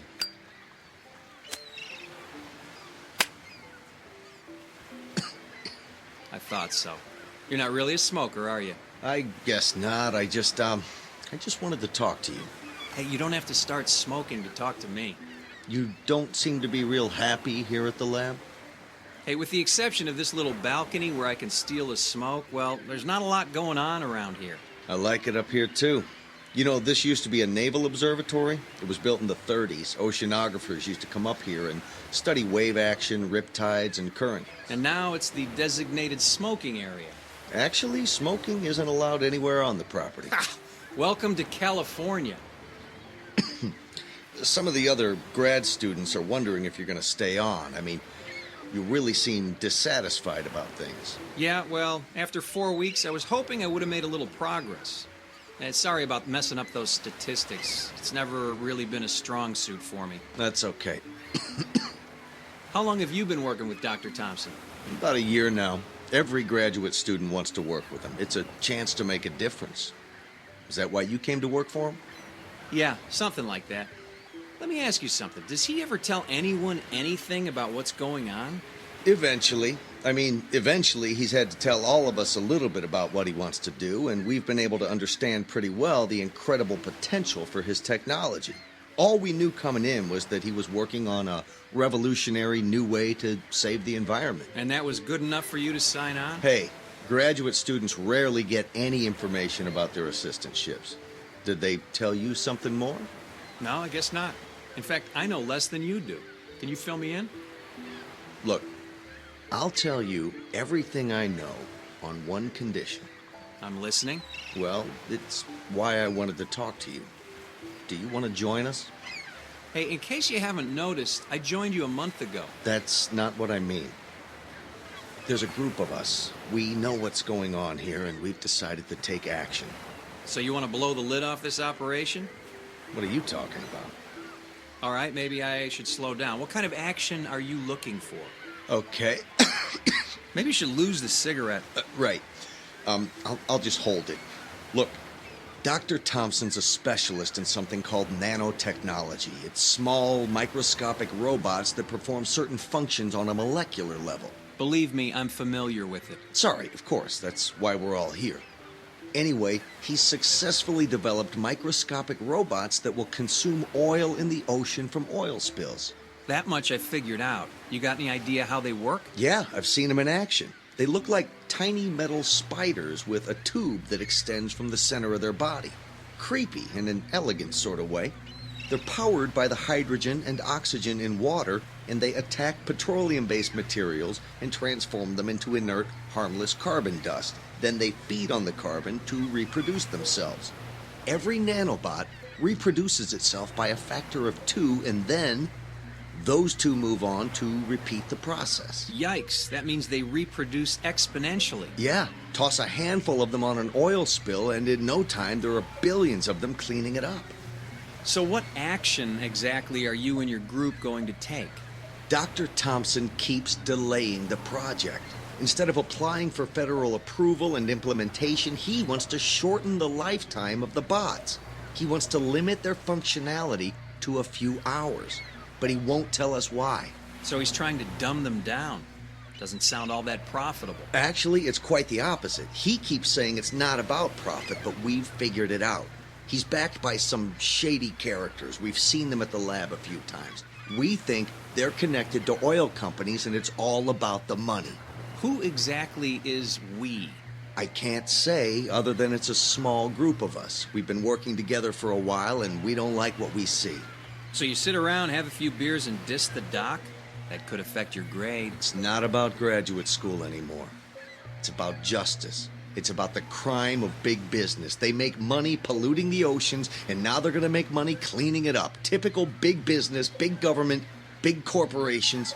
If Dr. Thompson can make the bots only last a few hours, they could corner the market and maintain exclusive access to the technology and total control. But if the nanobots were allowed to reproduce without limit, well, then it would be a sustainable resource that no one could really own or control. Well, you know, there is something to be said for return on investment. It's not like all this equipment, buildings, and staff are free. This isn't about money. This is about saving the oceans. I don't know how to tell you this, kid, but there's a lot more wrong with this planet than just oil spills. Yeah, but this is not just about oil spills. His nanobots don't just consume petroleum, but petroleum byproducts.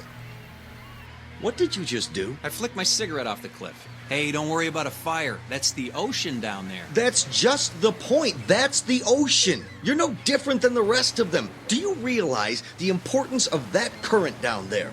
A current that comes down from the Sea of Japan, it circles the entire Pacific Ocean, and it's formed an eddy between Hawaii and the west coast of North America. You get worked up pretty easy, don't you? Hey, calm down. It's just a cigarette butt, and that's a big ocean. A big ocean with a big current that's going to take the petroleum-based fiber in your cigarette filter to a large and growing continent of garbage at the center of that eddy in the Pacific. You know, I heard about that. A magazine did a piece on it. Miles and miles wide and 300 meters deep, an island of garbage. A floating raft of plastic bottles, old fishing nets, thick slicks of oil, and probably more than a few of your cigarette butts. So one more is not gonna hurt, right? No. In fact, look, I'll flick the cigarette out there too. That's not gonna hurt either. Not today, not anymore, not after what's gonna happen in the next few hours. Why is it I don't like the sound of that? You will. In fact, it'll make you wish you had joined us. What exactly did you want me to join? Right now, there's a group headed for that garbage continent. They took the lab's research boat in the middle of the night, and they're less than half a day away from Garbage Island. Just a few hours away from a new world, a clean ocean, and a solution that won't be controlled by robber barons and oil men. What did you do? The nanobots are about to have their first meal.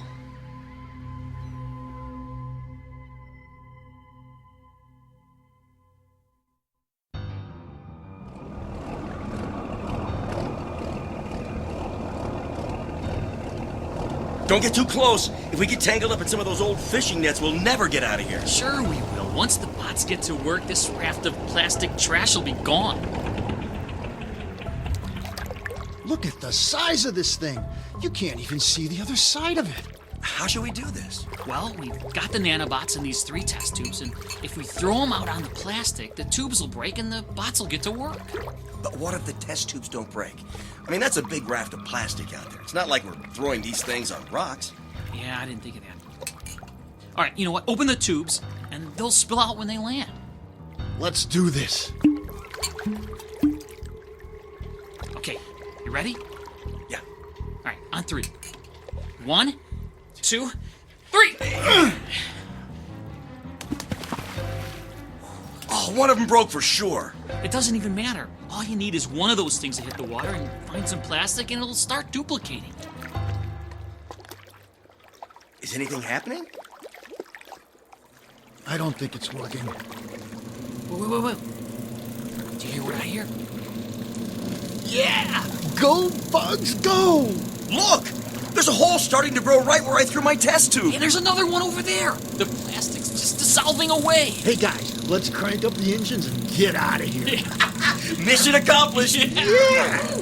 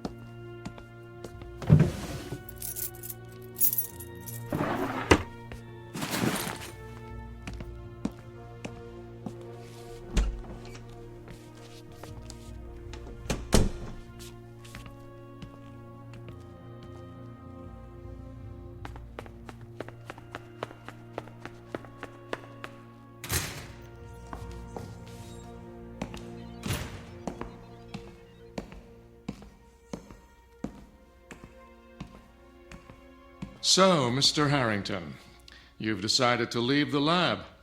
It's not going to look good on your resume, you know? You know, Dr. Thompson, this is going to do more for my resume than you could imagine. You see, I'm not a graduate student. That comes as no surprise.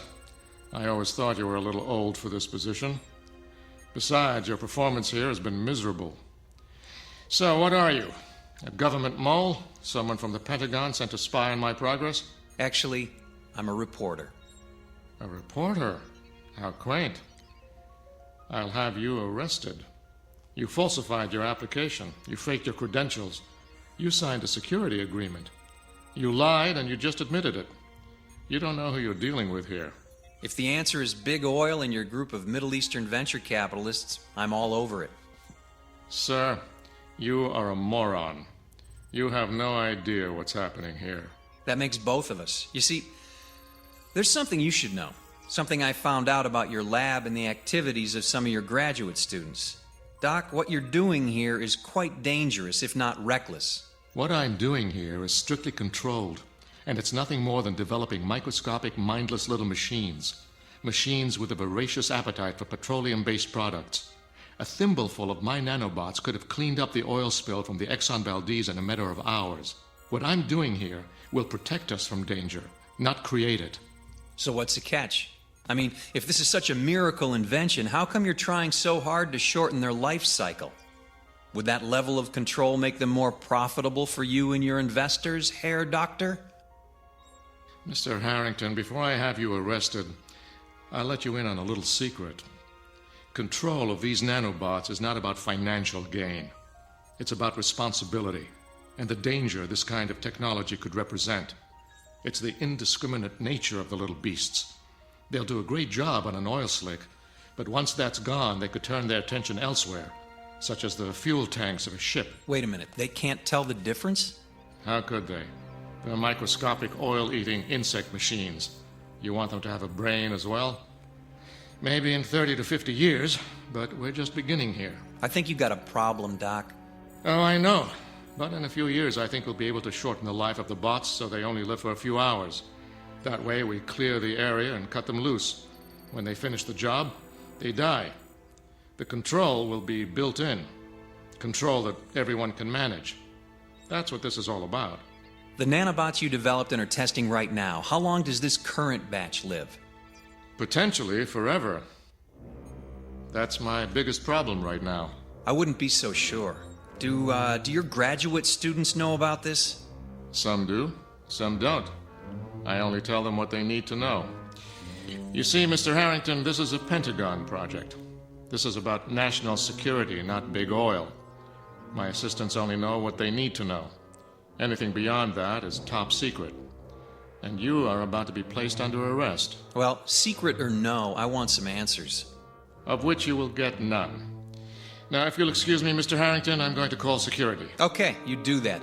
But there's one question you're going to have to answer whether you like it or not. And the question is? If I told you some of your graduate students are on a boat and about to release your oil-eating nanobots into the Pacific Ocean, what would your response be?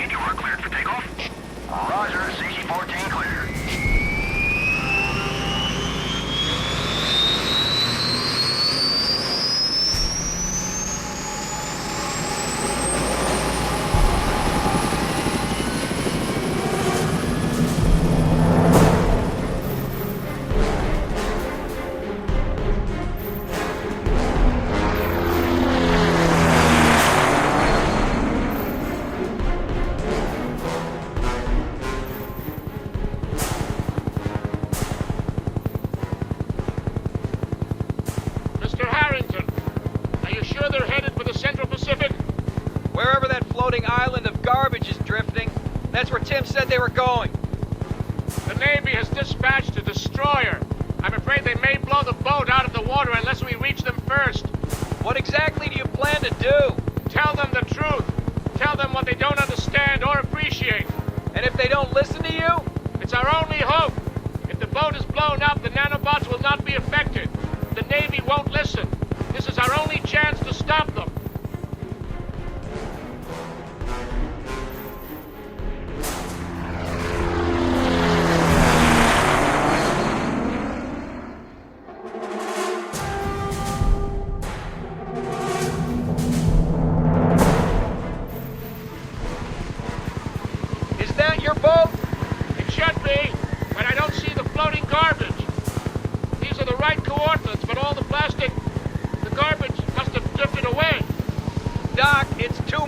Wide, it'd be hard to miss.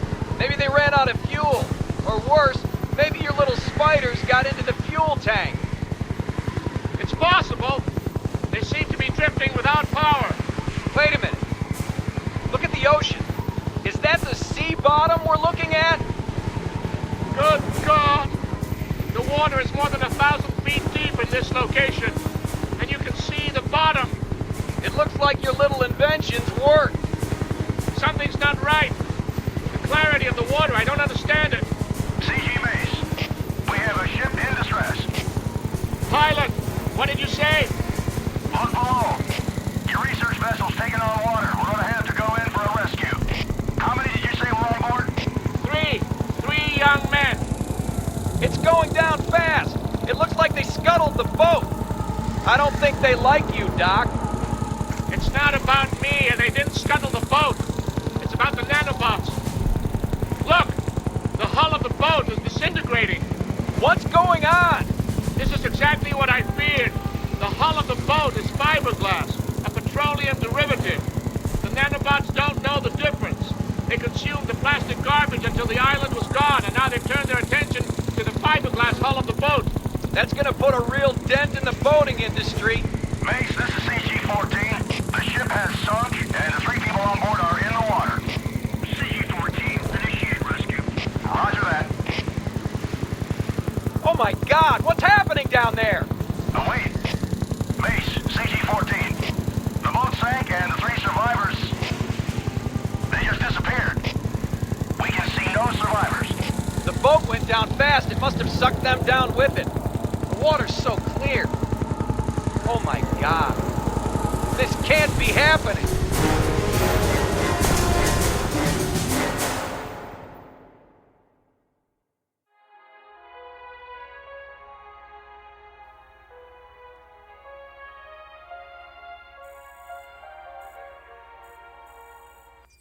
We interrupt this broadcast to bring you a special report. The United States Coast Guard has announced that thousands of distress calls have been received across the Pacific Rim in the last 48 hours. According to the Department of Homeland Security, the alert status in the United States is code red, as a combined Navy, Coast Guard, and international effort has been assembled to deal with the crisis. Latest reports indicate that numerous ships, yachts, and pleasure craft have sunk unexpectedly and abruptly along the entire Pacific coastline. All watercraft are being ordered to stay in port, with the exception of naval vessels involved in the search and rescue efforts. Stay tuned for further reports. So that's the official story? No explanation, no information, just don't go in the water? What do you want us to tell people? Isn't there enough panic for you media types to roll around in? Media types? We're the bad guys? I think you're the one who's got some explaining to do, sir. I have nothing to explain to you. Well, maybe not me, but it looks like you got a small army of graduate students looking for some answers. Is it true? What Tim told us? Is it true? Tim, is he here? Where is he? He's gone. He stole a boat from the marina. He's going out to find his friends. Before he left, he told us what they did. Is that what the news reports are all about? Is that why the lab is surrounded by military police? Military police have surrounded the lab? What's going on here? No one can leave this facility. There are additional researchers en route. We're all going back to work. Work without sleep until we can find a way to stop the nanobots. Until then, we're locked down. You're not including me in this little party, are you? Especially you. We'll accomplish nothing with the additional chaos you'll create. What about Tim? He took off in a fiberglass cigarette boat. Ha! Good man. He doesn't smoke, but he found his cigarette. Mary, Tim is dead. The boat he's traveling in will no doubt encounter a great tide of nanobots, and he too will sink into the deep. Justice, if you ask me. He's the ringleader who caused all of these problems. So, on that happy note, I'm going up to your observation deck to have a smoke. Unless you have a problem with that, Dr. Thompson? Smoke yourself to death. The sooner the better. Will do. And as for all of you, Godspeed and good luck. We'll divide into teams. No one works alone. Progress will be reported on an hourly basis.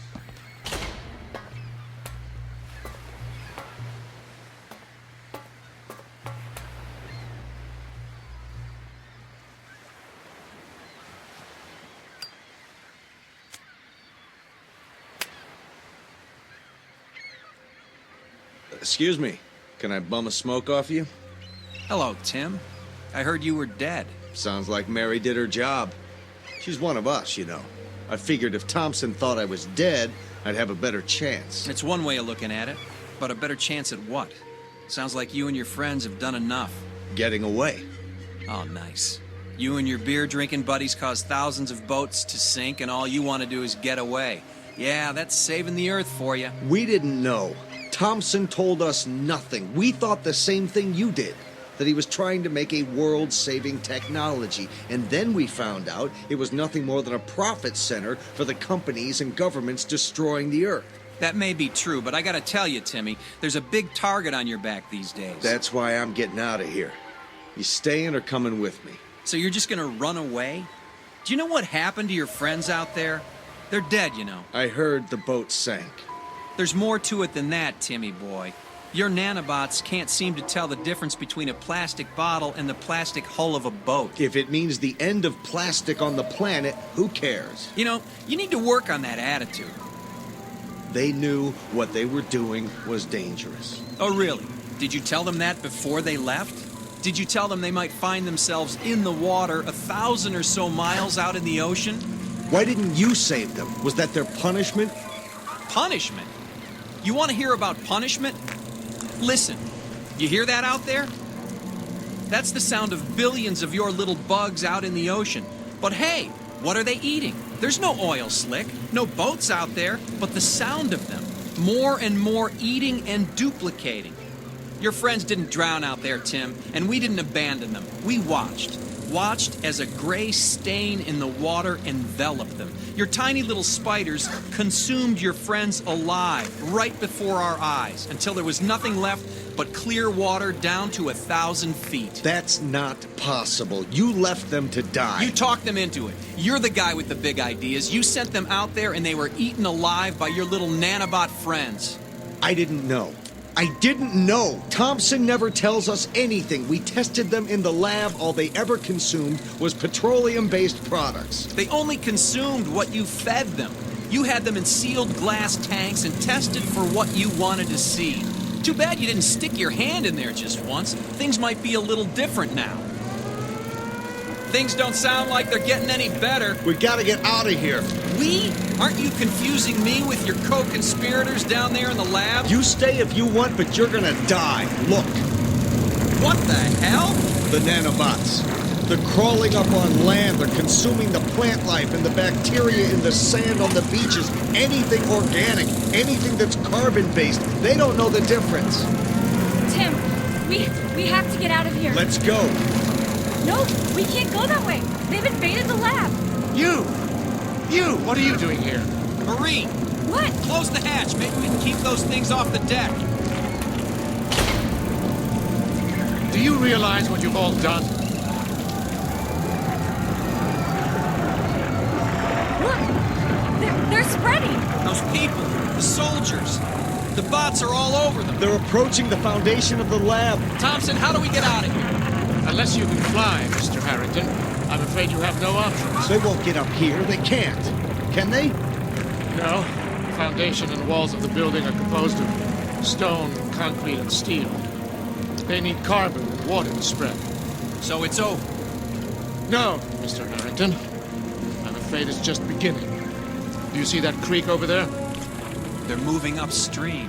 Like the veins and arteries in an organism. Consuming every carbon-based life form in their path across every continent, no doubt. We have to get out of here. We can't stay here. When Mr. Harrington sprouts wings, maybe he'll take you with him. Thompson, what are we supposed to do here? We wait, Mr. Harrington. You see, all humans are carbon-based life forms. It's not petroleum the bots are after. It's the carbon and the oil. That's the trigger. That's what I was trying to solve. But none of you could wait. So now we wait here.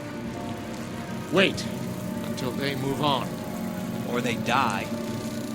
Yes, that's also an option. Of course, given the fact that they have a life expectancy measured in tens of thousands of long years, that would be a very long wait.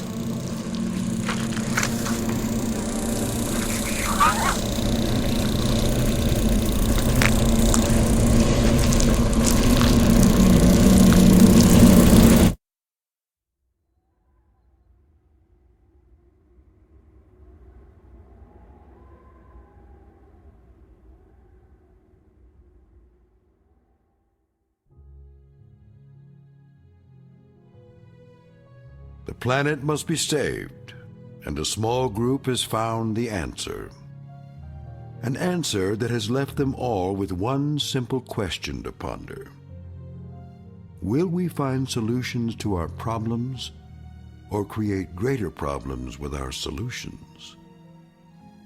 No one can tell except for a desperate collection of people standing alone in that land of unintended consequences known as the Twilight Zone.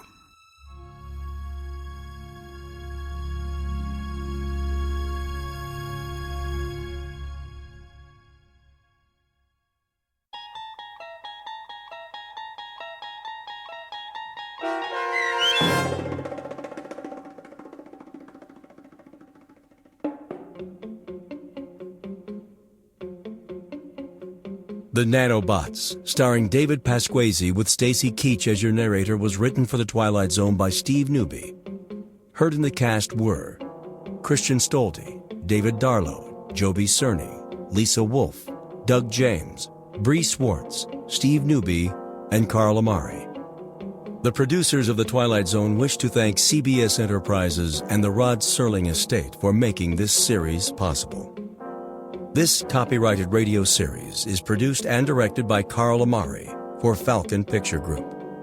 Sound design, custom Foley effects, recording, and editing are produced in the Cerny American Sound to Picture Theater by sound designers Craig Lee, Bob Benson, Todd Beyer, and Tim Cerny. Music for The Twilight Zone is provided by CBS and American Music Company Incorporated, New York.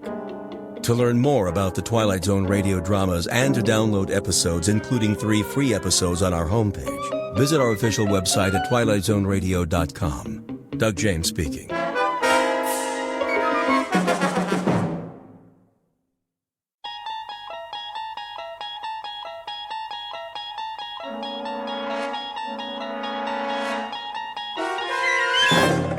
You're traveling through another dimension.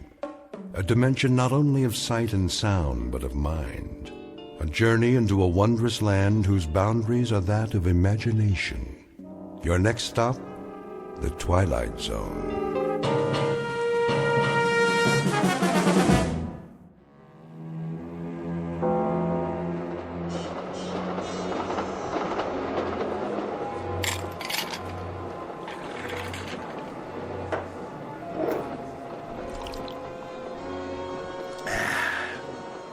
Sure make a smooth whiskey sour on this train.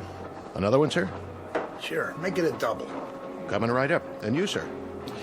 No thanks. Very good.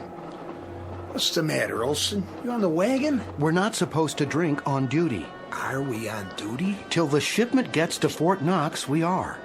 Oh, what do we do in the meantime? Guard it. That's the general idea. What's to guard? Gold's locked in the freight car and we're in the middle of the desert. Time to take a nap. You never know. Know what? What can happen when you're sleeping? Ah, didn't your mother tell you? What's my mother got to do with it? You go to sleep, and when you wake up, you're safe and snug in your bed. The world's just like you left it. Nothing changes. Trust me. Long as nobody tries to rob the train. Nobody knows what's on this train except us. All we have to do is file a report. One in L.A., one at the other end. In between, we got 2 days. Easiest duty I ever pulled. Here's that drink, sir. Thanks. We should get some chow. One question. Yeah? Are you 2 cops? Of course not. Well, that bulge under your coat, are you packing heat? Well, if you really want to know, I'm Special Agent Martin. Oh. And this is my prisoner, Mr. Olson. I'm transporting him across country to Leavenworth.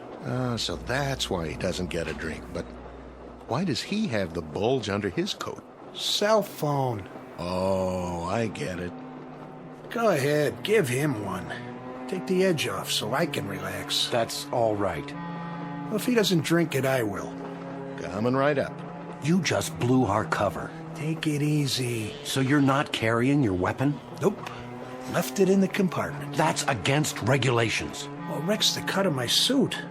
Besides, it's not like I'm gonna need it. Here's his drink. How much I owe you? Nothing. It's on the house. You're a good citizen, pal. Anything I can do to help. Now, just let me sample it for Mr. Olson here. Whoa. Now that's a drink. What's happening? Must be the tracks. Hold on!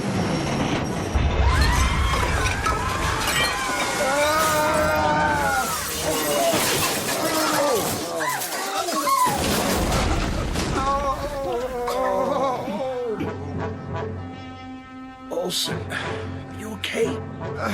My arm's pinned. Here, take the gun. I can't reach it. Some kind of gas. Hold your breath. Give me the gun. Keep your gas masks on. Watch it, Brooks. That one's on. It was. I can't see. Where's the gold? In the freight car. Go on through. What do we do with the passengers? Let them sleep. By the time they wake up, gentlemen, we'll be miles away. Many miles and many, many years.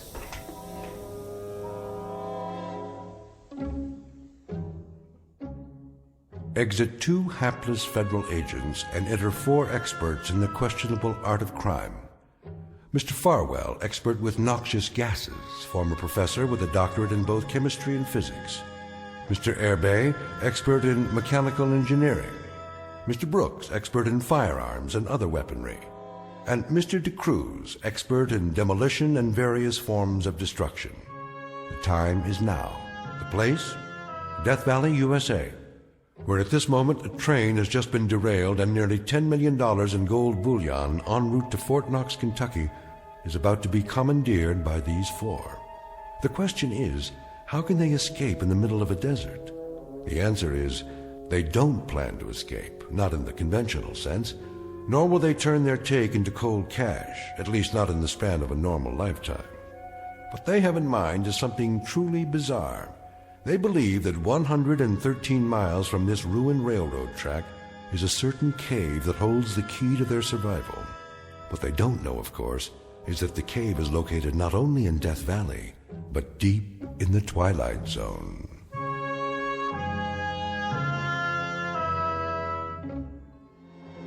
And now, back to the Twilight Zone and The Rip Van Winkle Caper, starring Tim Kazurinsky, with Stacy Keach as your narrator.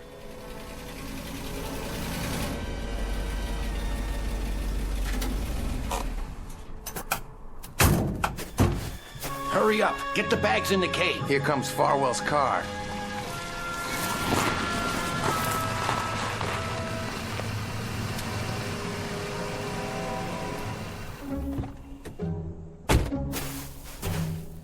Clockwork, gentlemen.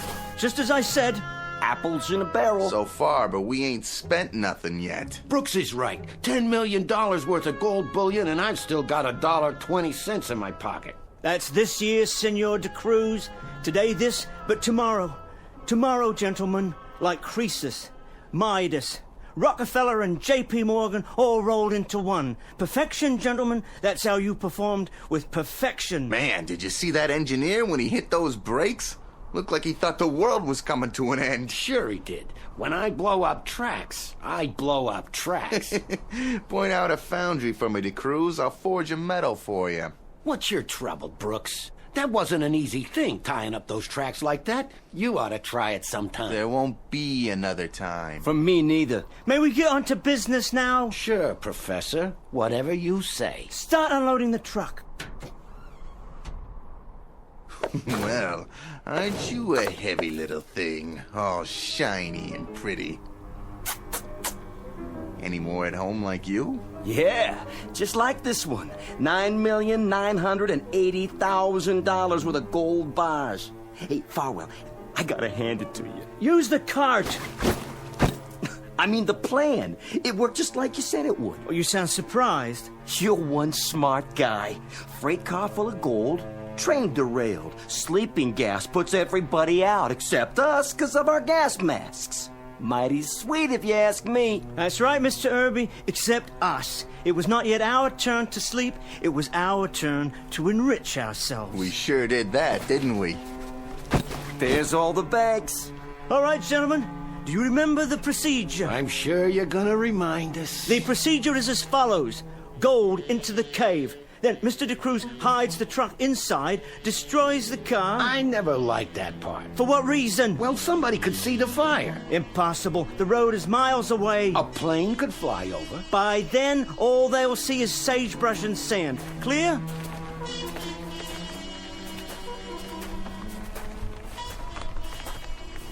Man, I wouldn't have even seen a cave if I didn't know it was there. If you didn't tell us where it was. No one would. That's because it's perfectly camouflaged. The opening fitted with a reinforced door, and the door designed to match the cliff face. And now... I better give you a hand, Professor. Yeah, let me do it. Oh, all right then. Open sesame!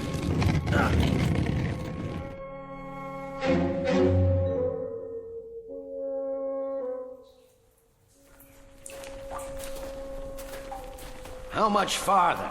We're almost to the main cavern. Stop here. Hand me the flashlight. Wow! How'd you ever find this place, Professor? One of my colleagues at the university, a devoted spelunker. A what? Who cares? Let's get this over with. In a hurry, Mr. DeCruz. Sure I am. I drove the truck in, got rid of the car like you said. We've done our part. Pretty soon, this whole state's gonna be crawling with cops. It's not like we got all the time in the world. Then you may divide the gold bars. Ooh, yeah. This is the part I like. Hooey. Look at all that. 24 karat all the way. One for me. Hey. And one for you. One for Irby. One for the professor. Two for me.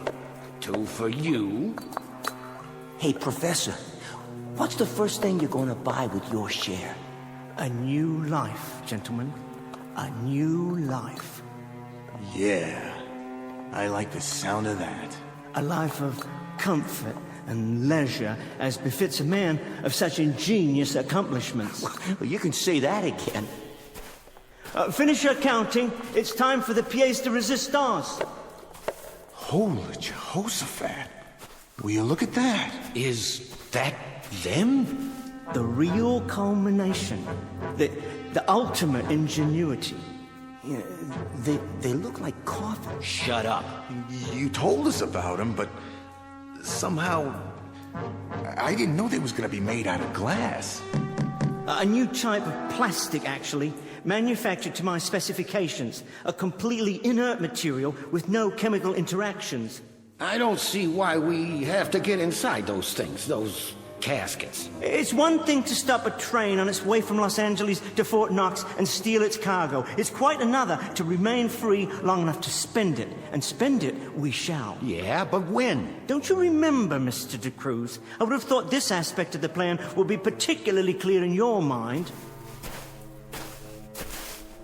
I remember, all right. You want us to play Rip Van Winkle. An appropriate analogy, I suppose. And that's what we are. 4 Rip Van Winkles. Only, I'm not so sure. What, aren't you sure of, Mr. DeCruz? The big sleep, Mr. Farwell. Just lying down in these coffins. I like to know what I'm doing. But you do know. I've explained it very precisely. The 4 of us will be placed in a state of suspended animation. Think of it as a protracted rest period, Mr. DeCruz, to gather our strength. And when we wake up, that's when we take our gold and enjoy it. I say everybody should take his cut now. And how far will we get with it? We got a vehicle, we got water. There'll be roadblocks. Yeah, and that guy with the gun on the train, maybe he was a Fed. If we killed a Fed... Not killed, put to sleep. I'll take my own chances. Hey, what's with the knife? Put it away, Brooks. You're not gonna stop me. That's what you say, DeCruz, but that ain't what we agreed on. Quite right. What we agreed on was that we'd stash the gold here and then do what the professor tells us. And so far, he ain't been wrong. The gold, the gas he used to put a whole trainload of people to sleep, everything. All we had to do was walk over a lot of horizontal folks while they was snoring and transfer a fortune like it was cotton candy. Amen to that. So, none of you mind being cooped up in here? No, DeCruz. None of us mind. How long, Farwell? When we each push the button inside and the gas comes out and this suspended animation thing takes over. How long? How long? I don't know exactly. I can only surmise. I would say that we would all wake up within 1 hour of each other, no longer. When? I would say approximately 100 years from today's date. 100 years, gentlemen, and we shall walk the earth again as rich men, however, as extremely rich men. 100 years. Just like Rip Van Winkle. And when we wake up, no one living will remember who we are and what we did today, except the four of us. We will remember and rejoice in our reward. What's that? The wind, gentlemen. The wind, obliterating the last traces of our existence.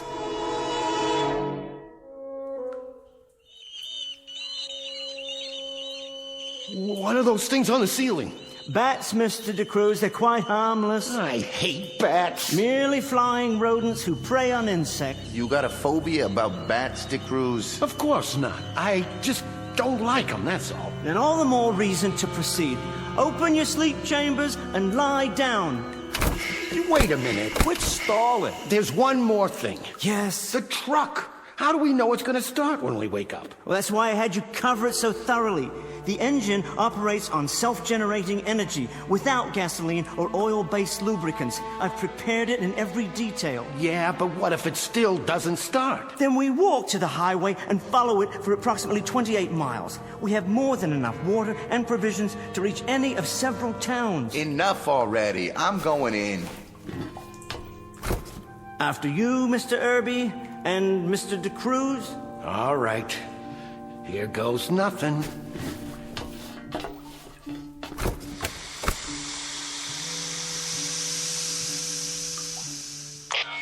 Gentlemen, we are now hermetically sealed. First of all, I want to know if you can all hear me. I hear you. Mr. Irby? Check. Loud and clear.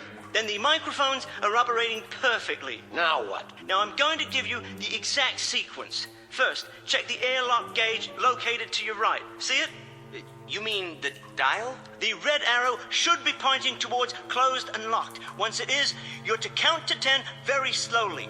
When you come to the end of the count, reach up with your left hand to the shelf just above your head. There's a small green button there.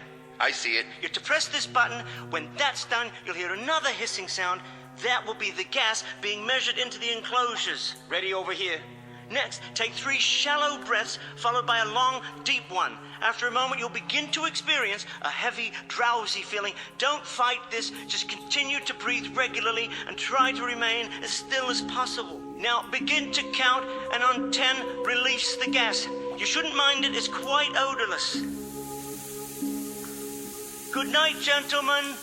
Pleasant dreams and a good sleep. I'll see you in the next 10... Sure.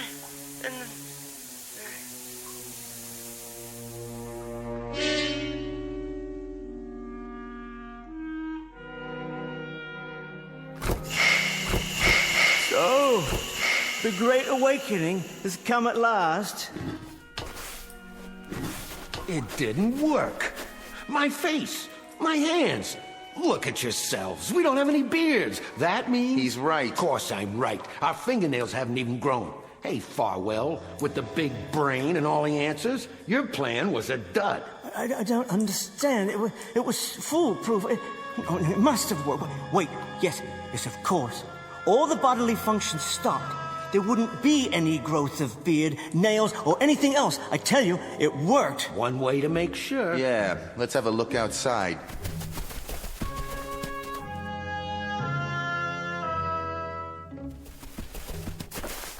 Put your backs into it.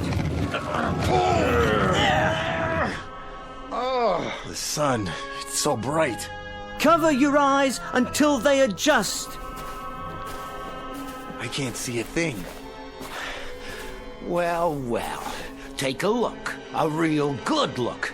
There's the highway out there across the sand. Same as always. Exactly the same. Doesn't that tell you something? Like what? It hasn't changed one bit. And neither has anything else around here. So the highway still exists unchanged. That's no proof. Mastermind, big brain. So instead of 100 years, it's maybe an hour later. A lousy hour, which means every kind of cop you can think of is still after us. Thanks for nothing. A big fat zero. You don't know that... And all that gold in there is just so much garbage to us. Because everybody and his brother's gonna be looking for it. Hold on. Where's Irby? Huh? We forgot about Irby.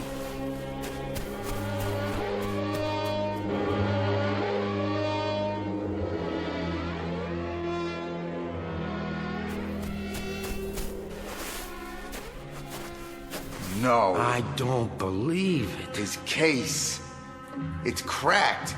The air got in. And the gas escaped. And all because of this rock. I thought you said it was a special plastic. Well, the rock must have fallen from high overhead. It was those bats knocked it loose. So it's high enough to cause a hairline crack in the structure. Yeah, here, look. Just at the edge of the frame. Poor Mr. Irby. He has proven my point, however. A dramatic example, but nonetheless, he has most definitely proven my point. He sure did. There's nothing left inside but bones. There's his wristwatch, his ring. On a skeleton. Hey, Farwell, how long would it take for this to happen to his body? Autopsies are not my field of expertise, but it would take years, especially in this climate. The odds are, Mr. De Cruz, that we are now, indeed, in another century. Just like the plan.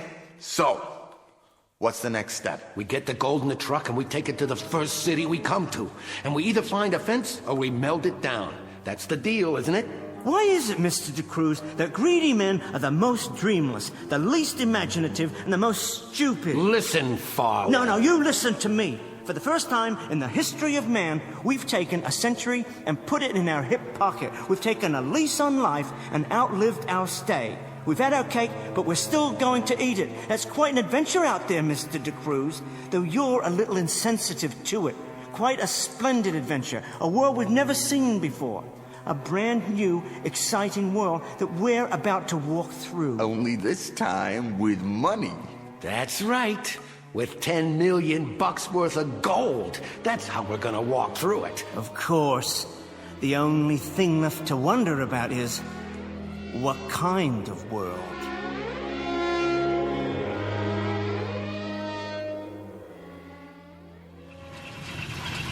How's it sound? Perfect. Leave it running. Is she all loaded, Brooks? All in.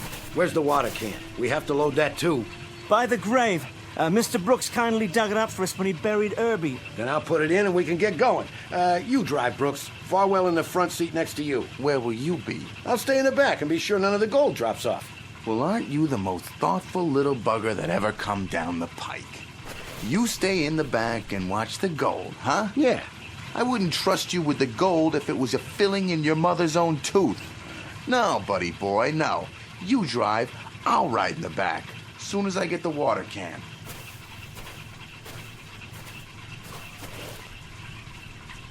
Mr. De Cruz, what are you doing? You stupid fool! Brooks, get out of the watch way! it! What? Hey! For the love of God, De Cruz, stop! Where are you going? You're heading toward the ravine!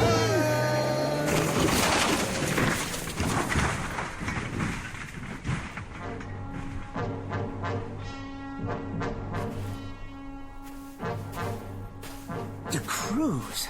But I don't understand. I saw you drive over the edge. You didn't see me jump out the other side before it went over.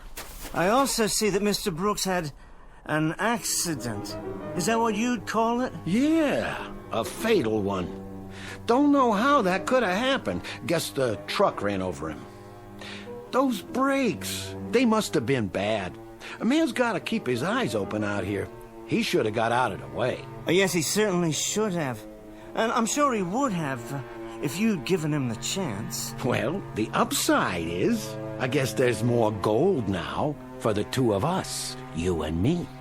I keep underestimating you, Mr. De Cruz. We do it my way now, huh? And which way is that? Take all the gold we can carry in 2 backpacks and hit the road. I suppose. I can't think of any other alternative at the moment. You know, I sure can't either. The obvious, the simple, idiotic, ridiculously obvious. Look, even if you hadn't wrecked it... What? The license plates are 100 years old.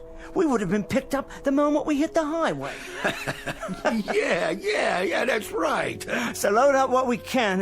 It's going to be a very warm walk. Very warm. You could always wait here till I come back for you. No, you're quite right, Mr. De Cruz. Your point is well taken. I suggest we hit the road.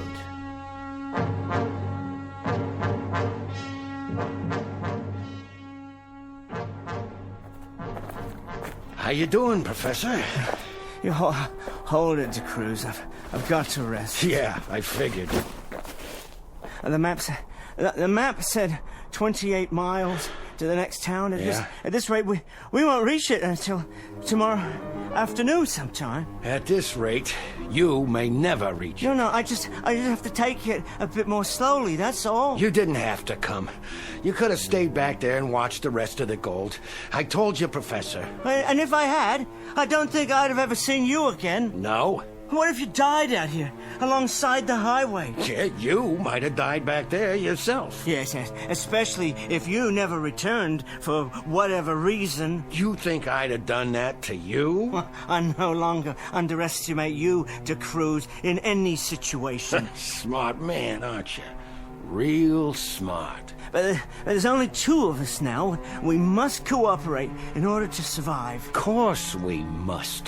There hasn't been a car yet, not a single car. Yeah, I noticed. Oh, I hadn't thought of that. I hadn't thought of it at all. What? Just like the license plates. What thought of what? What, the people don't drive cars anymore? Well, then how would they move from one place to another? On horseback? It's possible. Progress goes forward, De Cruz, not backward. No, that's not what I meant. Say, what's eating you anyway?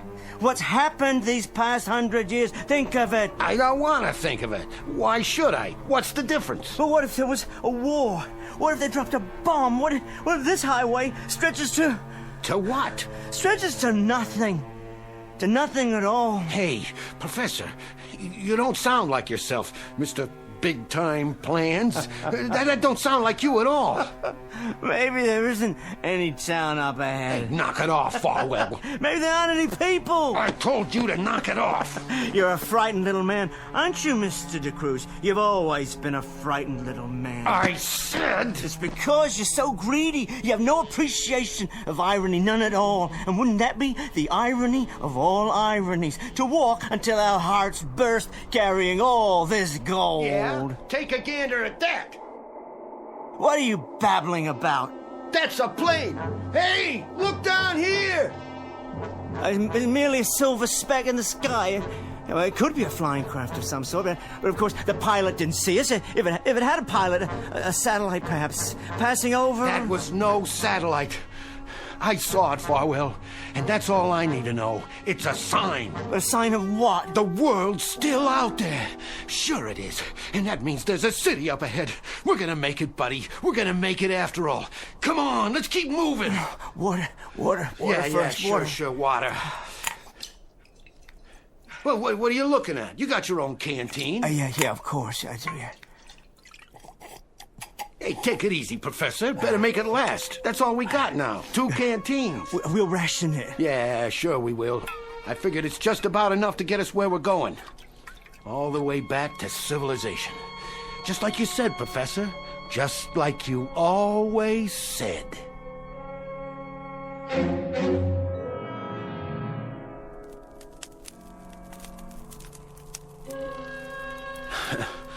Too bad we don't have nothing to eat tonight. The fire will keep us warm, though. I thought I told you to bring the provisions. I only had room for a couple of freeze-dried packs. But you need to add water, and we don't have any water to spare. Well, at least you know how to start a fire. Didn't I tell you? I used to be a Boy Scout. Oh, you were never a Boy Scout, Mr. De Cruz. They'd have thrown you out. Hey, that's no way to talk, seeing as how we're partners. Soon to be very wealthy partners. We could go into business. Call it the Rip Van Winkle Company. Yeah, if it's all the same to you, De Cruz, I've got plans of my own. I know. For a life of leisure. Well, we're sure gonna have that, even with inflation. Oh, beyond question. If there is one constant in the world, it's gold. Currencies come and go, but there's never been an adequate supply of precious metals. The course of history changed because of gold, the only irreducible commodity. How much do you think our stash is worth now? Oh, that's hard to say, but whatever the currency, gold retains its value. Scarcity, DeCruz, that's what makes it valuable. And there's never been enough to satisfy human greed. We better get some shut-eye. Yes. Funny, I'm not even sleepy. I had plenty of that already. Oh, we need to preserve our strength. But first, another ration of water. We're seriously dehydrated. I can't recall ever being so thirsty. Yeah, me too. Wait. Well, where's my canteen? On your belt, same as mine. No, it's not there. I must have left it behind when we stopped this afternoon. Now, that's tragic, Mr. Farwell. That's just about the saddest story I've heard all day. I must have water, Cruz. I need it desperately. Water, Mr. Farwell? Why, I believe there's some water around here somewhere. Yeah, sure. In my canteen. Give it to me. Okay. For a price. What are you talking about? 1 drink, 1 bar of gold. Oh, you're out of your mind. Hey, that's the price. I continue to underestimate you, DeCruz. You're quite an entrepreneur. Ain't it the truth, Farwell? Quickly, please. That's enough. Wait, I'm not finished. 1 drink, 1 bar of gold. That's the going rate today. It may go up tomorrow. I haven't checked the market. But for tonight, it's 1 for 1. You better lie down and get your rest. We got a long day ahead of us. What's that? The sound of the world, Professor. The strong feeding on the weak. Same as always.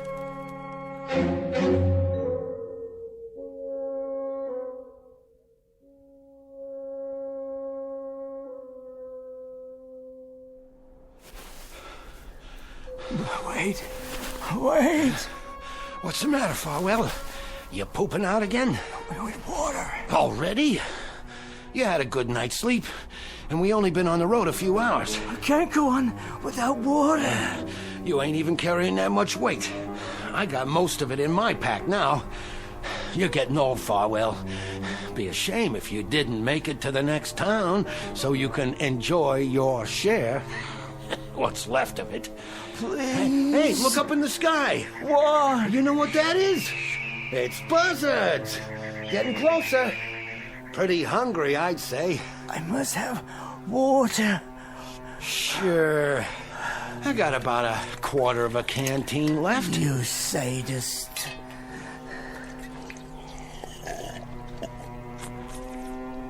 That's mighty good. Not cold, of course, but it's nice and wet.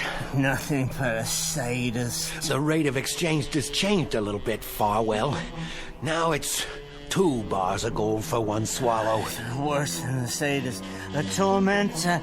An extortionist. If you don't want it. Yes, all right. Glad to see you're still a smart man. I'll just put these in my bag. No, DeCruz. Those are yours. What? The ones in my bag. I'll hold on to these 2. That's all you got left? 4? Well, aren't you the generous one? Just give me my water. As soon as I pick up your bag. I guess I can carry both from now on. I'm sorry, I can't help you. I'm afraid you'll have to bend down and get it. No problem.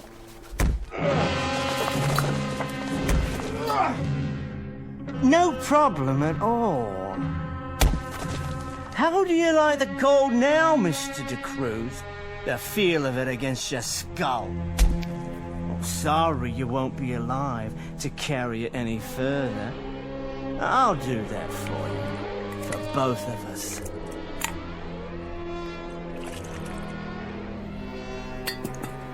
And now, time to go. According to the map, less than 1 more mile. Not too heavy. I'll come back for them. Now only what I can lift. 2 miserable bars. One, but still worth a small fortune.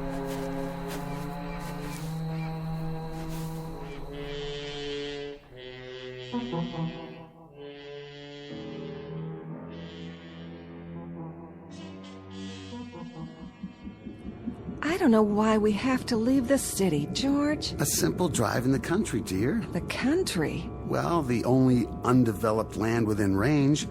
I thought it'd be nice to get away. You know, if only for an hour or two, but... But this is desert land. No one goes here anymore. That's exactly my point.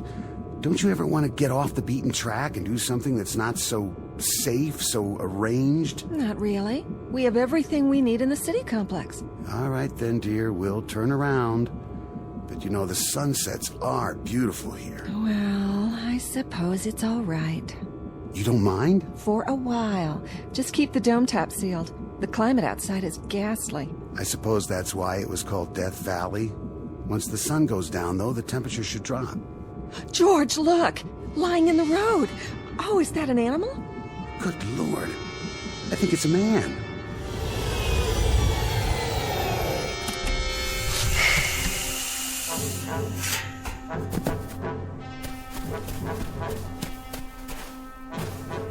Hey, buddy, are you... Mister... He's alive! I'll call the med unit. Mister, there's gold here in my hand. Real gold.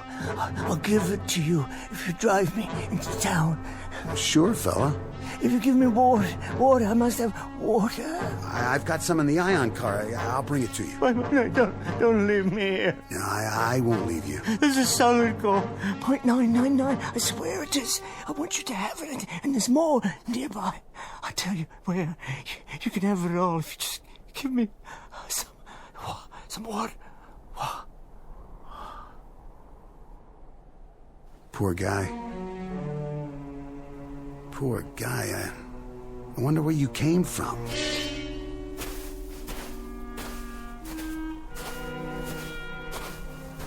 Who is it, George? What's the matter with him? Some old tramp. That's who he was. Oh. Did you call the med unit? Yes. Oh, then they'll pick him up. Oh, shouldn't we wait? And no reason to. They can take our statement over the tri-vid. What's that? Gold. That's what he said it was. He wanted to give it to me in exchange for a ride into town. Gold? What in the world was he doing with gold? Oh, I don't know, off his rocker. I guess anybody walking in the desert would be. Can you imagine?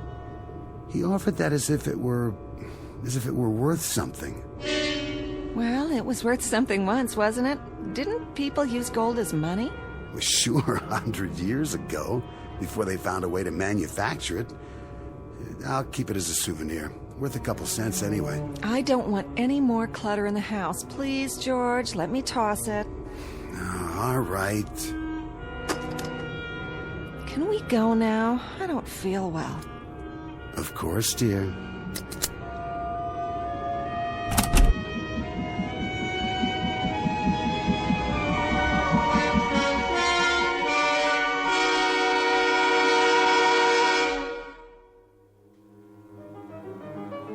Final scene.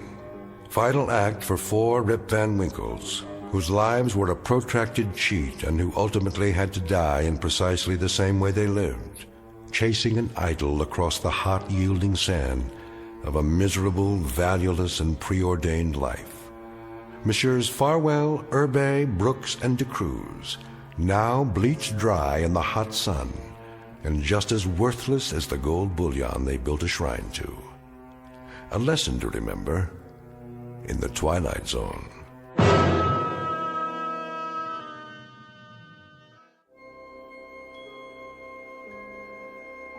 Hi, this is Carl Amari, producer of the Twilight Zone radio dramas. I'd like to take a moment to tell you about our official website at twilightzoneradio.com. where you'll get the latest news and information on these Twilight Zone radio dramas. Plus, at twilightzoneradio.com, you can digitally download 3 free episodes or any of our episodes for only $1.95 each. In this age of ever-changing technology, we've decided to make these episodes instantly available to you by making the Twilight Zone radio dramas a digital download-only series. This means that this series will no longer be offered on CD. The CD collections at our website are now being offered while supplies last at buy one, get one free. So be sure to get your favorites before they're sold out. Be sure to visit us often, and I'll see you in the zone.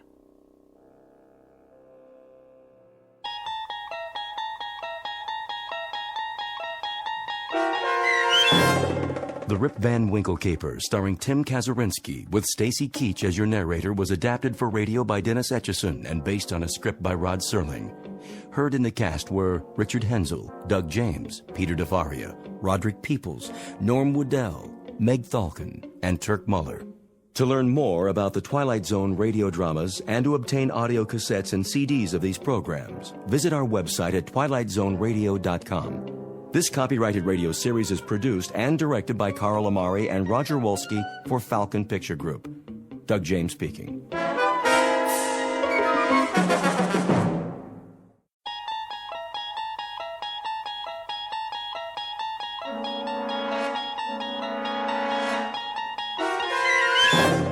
There is a fifth dimension beyond that which is known to man. It is a dimension as vast as space and as timeless as infinity.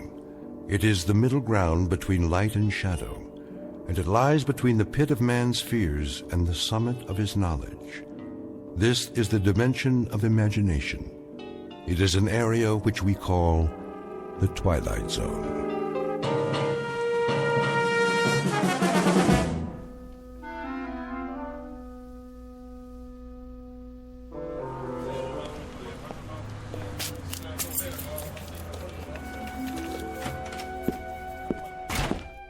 Good morning, Mr. Bemis. Oh, hello, Cheryl. How are you today? Fine, just fine. You're on time, I see. I was getting worried. Were you? I thought you'd be here already. Well, normally I would be before Mr. Carsville notices. Had a bit of a delay, though. What happened? Well, I decided to stop by the library on the way. A few books, to return. But they've changed the hours. They have? Yes. Do you believe it? Opening later, closing early. It's getting harder and harder to check out a book. Scarcely any time at all. Well, don't they have a slot or something for returns? Oh, they do. But what if you're interested, let's say, in scanning the morning paper without having to purchase a copy? Or a student trying to finish a last-minute assignment? And those who work during business hours, who won't be able to use the library now? The right to read is slipping away, and no one seems to care. Oh, here he comes. Get ready. Well, as ready as I'll ever be. Morning, Mr. Carsville. Morning, Miss Anderson. Bemis. Good morning, sir. Glad you decided to join us. Better late than never, I always say. 7 minutes to go. Let's open the bank on time today, shall we? Yes, sir. Scrooge. What? The boss in A Christmas Carol? Doesn't Mr. Carsville remind you the least bit of Ebenezer Scrooge? Well, I don't think I've read it. Really? Well, you should. All of Dickens' Christmas stories, as a matter of fact. They serve as a fine introduction to his novels. Nicholas Nickleby, Oliver Twist. Time to open the front door, Mr. Bemis. They're lining up out front. Oh, yes, of course.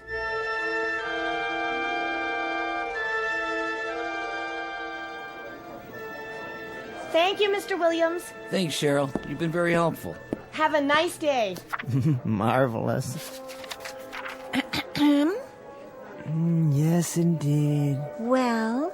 Oh, hello, Mrs. Chesters. Nice to see you. Is this window open or not? What? Oh, of course it is. Sorry. I'd like to make a withdrawal. Certainly. For how much? There's the slip right in front of you. Can't you see? Yes, I see it now. Mrs. Chesters, have you ever read David Copperfield? How's that? Wonderful book.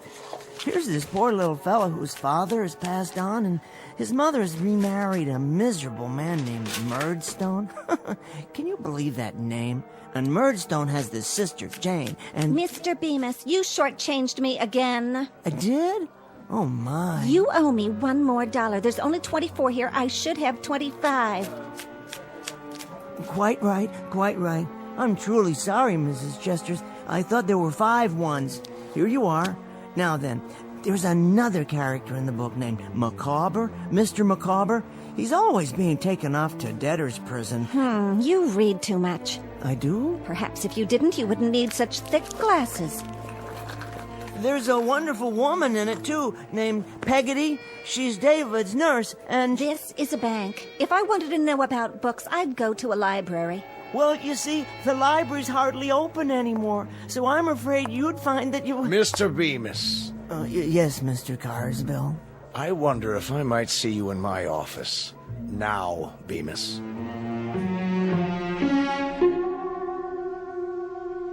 The time is the day after tomorrow. The place is anywhere, so long as it can accommodate a bank, a main street, and a library, along with a myopic little man with Coke bottle glasses named Henry Bemis.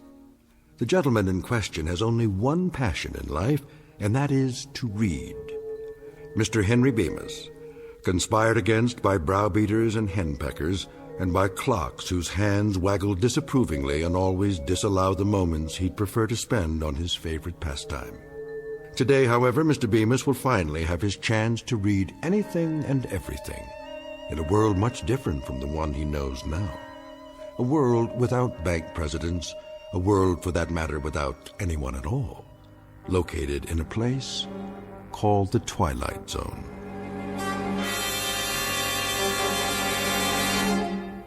And now, The Twilight Zone and our story, Time Enough at Last, starring Tim Kazurinsky, with Stacy Keach as your narrator.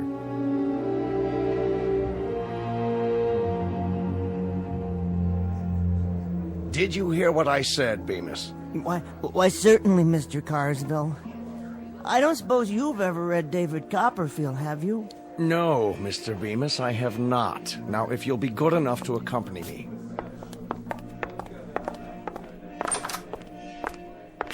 Now, Bemis. Yes, sir? I shall come to the point of this interview. I shall arrive in the following manner. What constitutes an efficient member of this organization? Viz., a bank teller who knows his job and performs it, i.e., an organization man who functions within an organization. An outstanding book. What? The Organization Man by William H. White. I read it, a number of years ago. Mr. Bemis, I'm attempting to point out that you do not function well within the organization. You are neither an efficient bank teller nor a proficient employee. Instead, Bemis, you are a reader. So I am... A reader of books, of magazines, periodicals, newspapers, pamphlets, brochures, catalogs, advertisements, tracts. And chapbooks and broadsides and instruction manuals. Oh, all sorts of things. Whatever I can lay my hands on. Ad infinitum. That's precisely my point. When you're waiting on customers, you have an open book in your lap. Don't deny it. When you're balancing the daily tally sheets, one eye is on a printed page.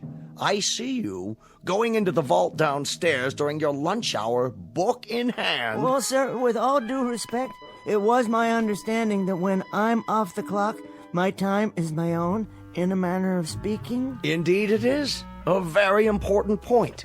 Do you know how I became the man I am, Bemis? Let me see, no. No, I don't. I was a teller once myself. Hard to believe, I know. A good teller, I'm proud to say, became what I am today because I spent my lunch hour in the following manner. 5 minutes for a sandwich, 2 minutes, milk, 1 minute, cookie, then 52 minutes spent studying. And do you know what I studied, Bemis? I can't say that I do. Finance and banking. Is that so? On your lunch hour? My. I practiced adding up figures, subtracting, dividing, compounding interest, and After 21 years passing through the ranks, do you know how I wound up? Well... I wound up as president of the bank. So you did. Ultimatum, Mr. Bemis. You will henceforth devote your time to your job. And that means forget about reading, or you'll find yourself outdoors on a park bench reading from morning to night for want of a job. Do I make myself perfectly clear? Oh, yes, quite. Good. It's just that... Just that what, Bemis? Make it quick and then get back to your teller's cage. It's, well, my wife. What about your wife? I think she's taken up yoga. Now see here. She must have, or some similar form of self-denial. And now she expects me to live by the same philosophy. What philosophy? No bookcases, no magazines on the table, nothing at all. You see, she doesn't allow me to read at home. Oh, of all the... Nope, not on the premises. When I come home at night and pick up the evening paper, she yanks it out of my hand before I have a chance to open it. And then after dinner, when I try to look at a magazine, to relax, you understand, she's already hidden them away somewhere. It's gotten so bad that I find myself reading the labels on condiment bottles at the dinner table. Now she won't even let me use catsup.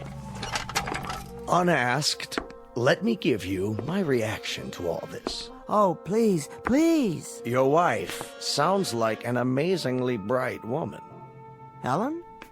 Well, she is intelligent, but... To see the problem and zero in on it like that. Problem, you say? Your compulsive reading. Your addiction to printed words in any form. Do you really think it's an addiction? What else would you call it? You've obviously been suffering from it for years, or you wouldn't need such powerful glasses. Well, now that you mention it, I did read a lot as a boy. You know, I used to keep a flashlight under the covers so I could stay up late and finish a book. I remember... And I remember last November. You spent the better part of your days reading campaign buttons on the lapels of customers. You'll recall, Mr. Bemis, one particular young woman who took considerable offense. She tried to hit you with an umbrella for staring at her chest.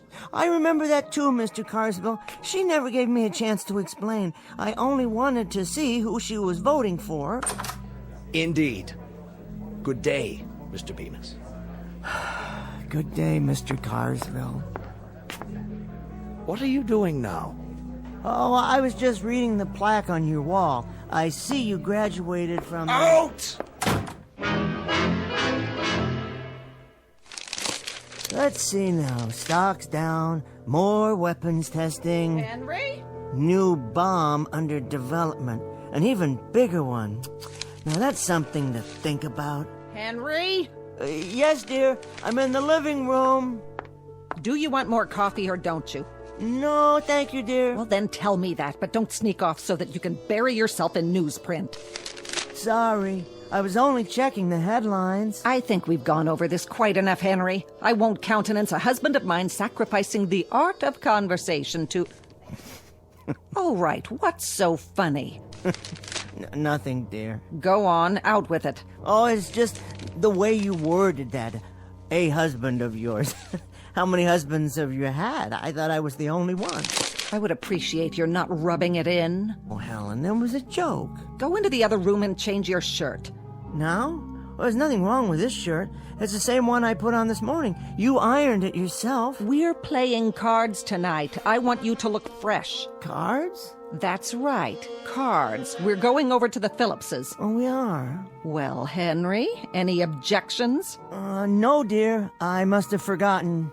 What time are we due there? In about 15 minutes. That's why I want you to change your shirt. Try to look at least remotely respectable. I'll be ready, dear. See that you are. And clean your glasses while you're at it. What? Your glasses. You won't be able to see the cards with dirty glasses. Oh, that's true. I wouldn't be able to see anything without these. Do you want me to wipe them off for you? No, I'm quite capable. Well, then do it. And don't use your shirt tail. Oh, I wouldn't think of it. 15 minutes, Henry. Aha, just enough time for a short read. Now, where did I hide it?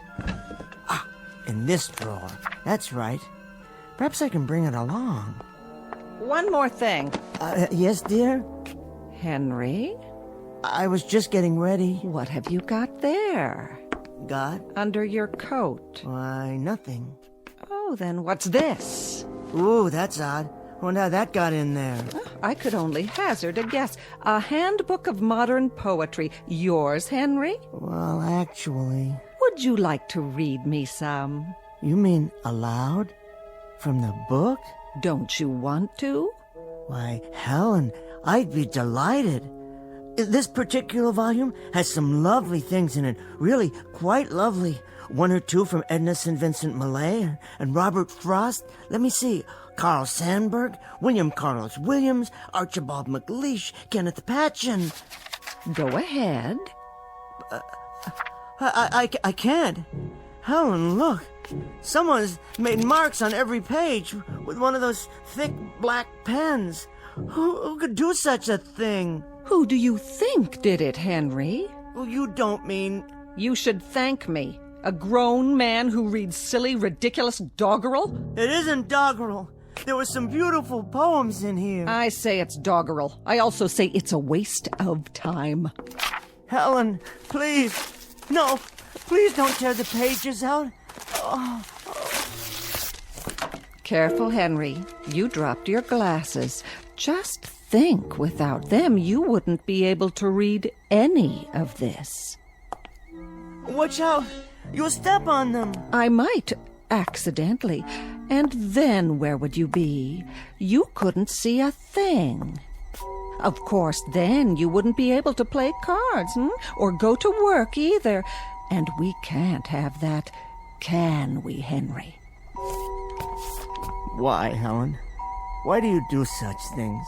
For 20 years. Because I married a fool. There'll come a time, Helen. There'll come a moment when... When what, Henry? When you'll be paid back for such indignities and cruelties and miseries. You'll see. Where are you going, Henry? To change your shirt? I'm going to bed, Helen. There's one thing you didn't count on. I've learned these poems by heart. And you know what I'm going to do? I'm going to say them to myself aloud and listen to the music of those beautiful words, because you can't vandalize what's in my mind. You can't climb in there and scratch out and tear up and destroy such magnificent language. No one can. Henry? Henry, I'm speaking to you!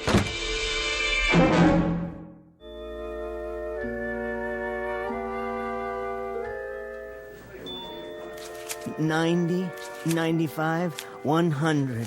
Thank you, Mr. Miller. Thank you, Mr. Bemis. Always a pleasure. Next. I'd like to put this in my checking account. Of course, if you'll kindly fill out a deposit slip. Okay, I'll step aside. Oh, take your time. There's no one else in line at the moment. A constant remembrance that at a bank, like a political office and a public trust, blah, blah, blah, something about a sense of loyalty and a devotion to duty. These are the things that make a bank great. They are of the essence, or some such. With them, an institution like ours will remain strong. Everything all right in there, Cheryl?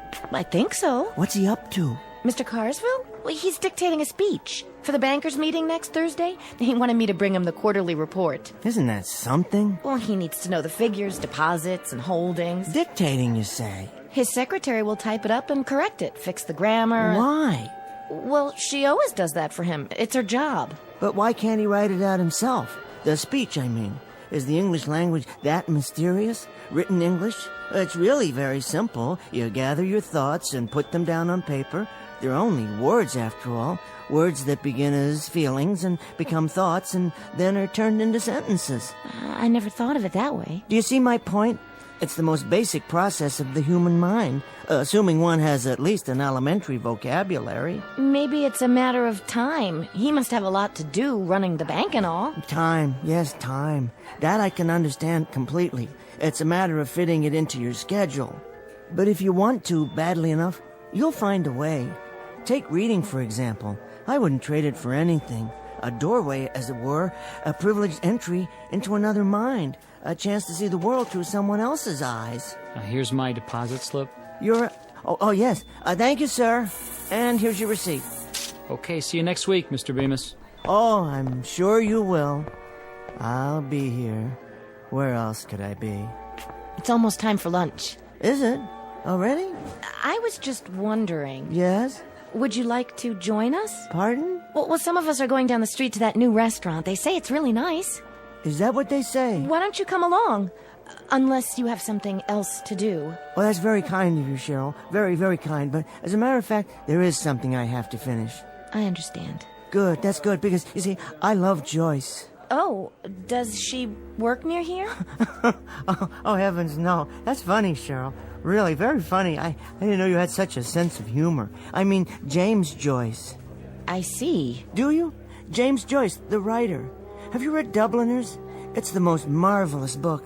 One piece in particular, The Dead, is perhaps the finest story I've ever read. I'm rereading it now for the first time in years. Just a few pages to go. With any luck, I can finish it on my lunch break. The ending is quite moving, as I recall. Transcendent is the word I'm looking for. Yes, I'll be happy to loan it to you if you like.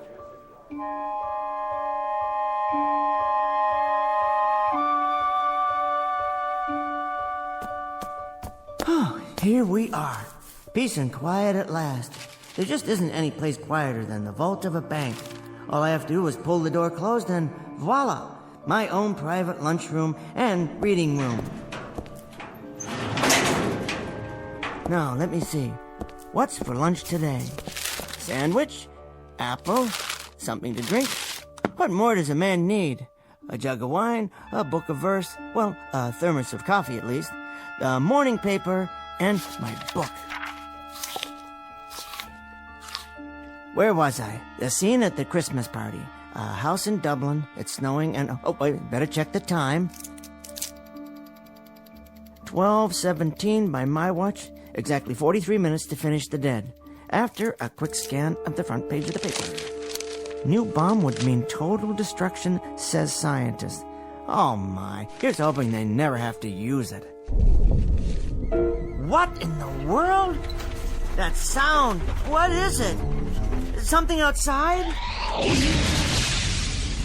My pocket watch. The crystal's broken. Not in my glasses, thank the Lord. Well, now the lights have gone off.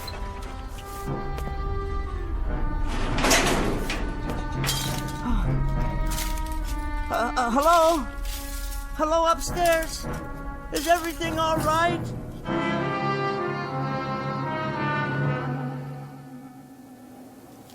It's all smashed. Ruined. There's money everywhere. Will you look at that? Ladies, gentlemen. Mr. Carsville? A constant remembrance that at a bank, like a political office in a public trust, Are you in here, sir? what matters is a sense of loyalty and devotion to duty. Mr. Carsville? So in conclusion, etc., etc., that's my speech for the Thursday night banquet, Miss Jackson, with revisions. Would you type that up in triplicate for? Type that up in triplicate for. Type that up in triplicate for. Type that up in triplicate for. That's only the dictation recorder. Mr. Carsville's phone. I don't suppose it still works. No dial tone. Nothing. Helen. Helen! The inside of the phone is burned to a crisp, as if it melted. What's happened here? Why, there's no longer any window or wall, just a huge hole. Cheryl?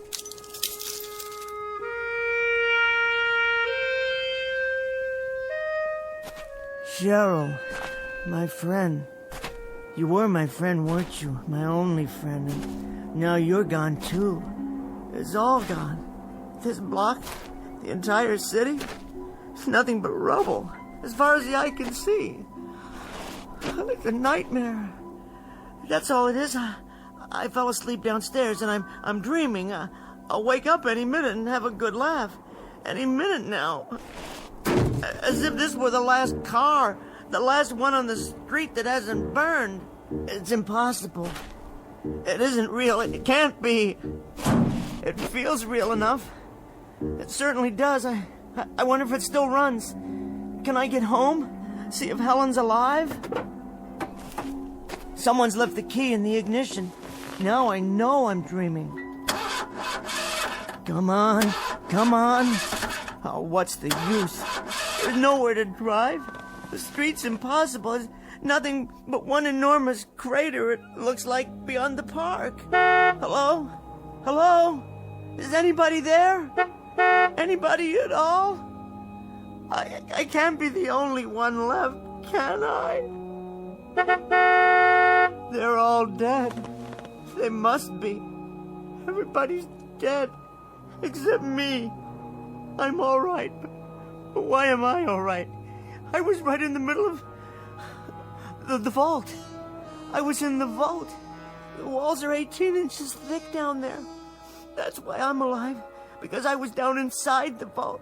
The thing of it is, I'm not at all sure I want to be alive. To be totally alone. They did it. They actually did it. Some damn fool used the bomb after all. And now look at what they've done. Somebody, anybody, please, help me.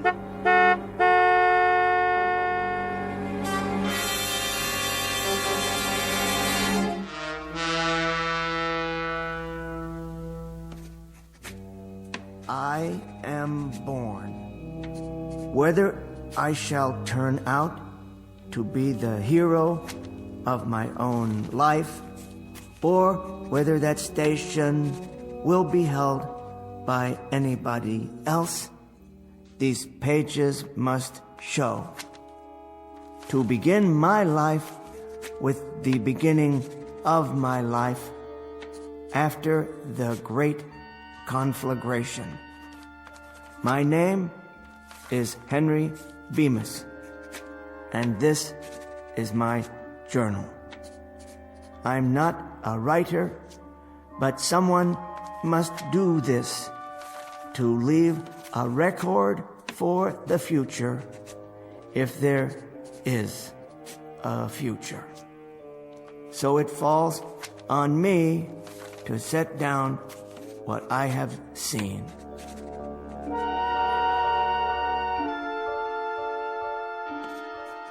Day 2. As far as I can tell, the city is without life. After sleeping through the night in an abandoned furniture store, I awoke and went in search of food. The markets in the area are fully stocked. The canned goods appear to be undamaged.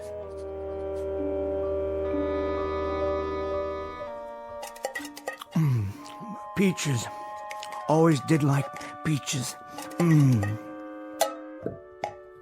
Good meal. Very good. Soup, beef stew, vegetables, and dessert. A well-rounded menu, if I do say so. Something from each of the food groups. Well, almost. That leaves approximately 900 cans in this market alone. At least I won't starve to death. It'll last for a few years. All the food one man can eat. And then some. Have to remember to carry a can opener. Time to go shopping. Some more of this, a few cans of that. Ah, the gourmet section. Smoked oysters, delicious. Imported caviar. Don't mind if I do. Let's pass on the escargot, though. Wouldn't want an upset stomach. Something to drink, of course. Soda, bottled water, beer. Yes, beer. Why not? And onto the checkout. Which line is the shortest today? How about this one? Attention, A&P shoppers. No waiting on register 7. Put it on my tab, will you please? No, I don't need any help with the groceries. In fact, I'll just leave them here for a while. Don't worry, I'll be back. And now what? Go down the street to the Bijou Theater? See what's planned? Well, of course, they're dark today, no electricity. How about an after-dinner cigar? What a splendid idea. Is that a tobacco shop across the street?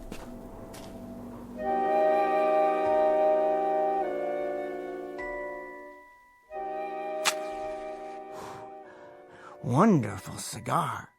Finest imported leaf. Rich, full-bodied. Better take a few with me. And pipes, yes, a new pipe and some tobacco. I've always wanted to smoke a pipe. I do believe it suits me. Next stop, the post office. No, laundromat. Jewelers. I suppose I could pick up a new watch, but I wouldn't know what time to set it. Doesn't matter, really. Well, it doesn't matter at all.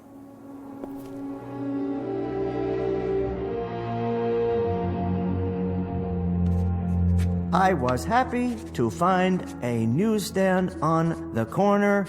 By some miracle, not all of it had burned or blown away. There was one copy of the New York Times. All the news that's fit to print. I realized then that there would never be another edition. Only the same headlines, the same editorials, even the same comics. But after I read it and reread it, I still have a few magazines. I decided to remember this place. For the time being, I thought I'd explore the neighborhood, because it was my neighborhood now, all of it. From this day forward, I'd have it to myself. There was a candy shop, a stationery store, a dry cleaner's, sporting goods. For some reason, that one caught my eye. Besides, I had to sit down somewhere and rest. The worst thing was being alone. Utterly, completely alone. And this was the way it would always be from now on. Just walking and sitting, eating and smoking and reading the same newspaper over and over again.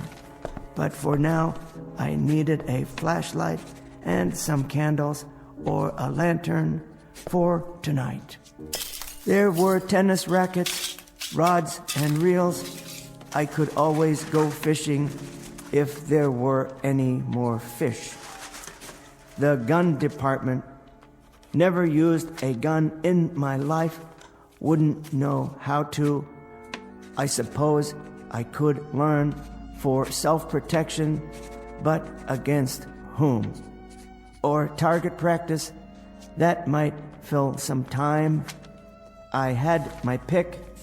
Remington, Winchester, Marlin, or a pistol. Yes, why not?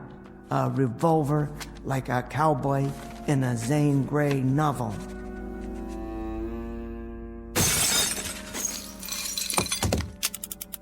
It felt strangely heavy but balanced, as if it belonged in my hand. Without thinking, I began to load it. And then something came over me, settling on my shoulders like a great weight. The sadness of it all, the pity, the loneliness, and the sheer, utter waste. I thought, what does it matter now? What does it matter? Who will know? Who will care? It doesn't matter one bit. So I raised the gun and looked at it. How well made it was, finely machined, polished to a bright silver shine, and so carefully balanced the way it rested in my hand. It doesn't make any difference. It doesn't make a bit of difference. This is perfectly all right. I mean, this is solitude. I should be grateful. I've never had much of that. I've got things to occupy my time. I've got enough food. I'm really extremely fortunate. If it weren't for the loneliness, the sameness, if there were just something else, someone, I'm sure I could be forgiven for this, the way things are now.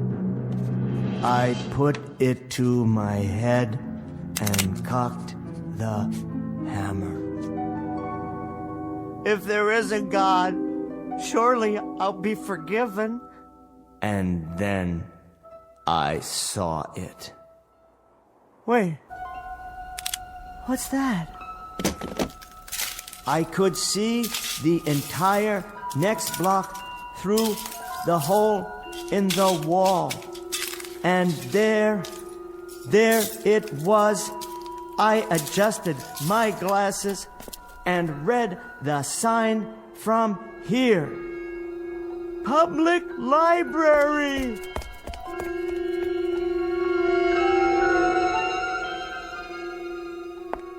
Yes, oh yes, I forgot all about it. But you're still here, aren't you, my greatest friend? You who have never failed me. Not burned at all. Why, the whole interior is untouched. There are thousands of books here, tens of thousands, all waiting to be read.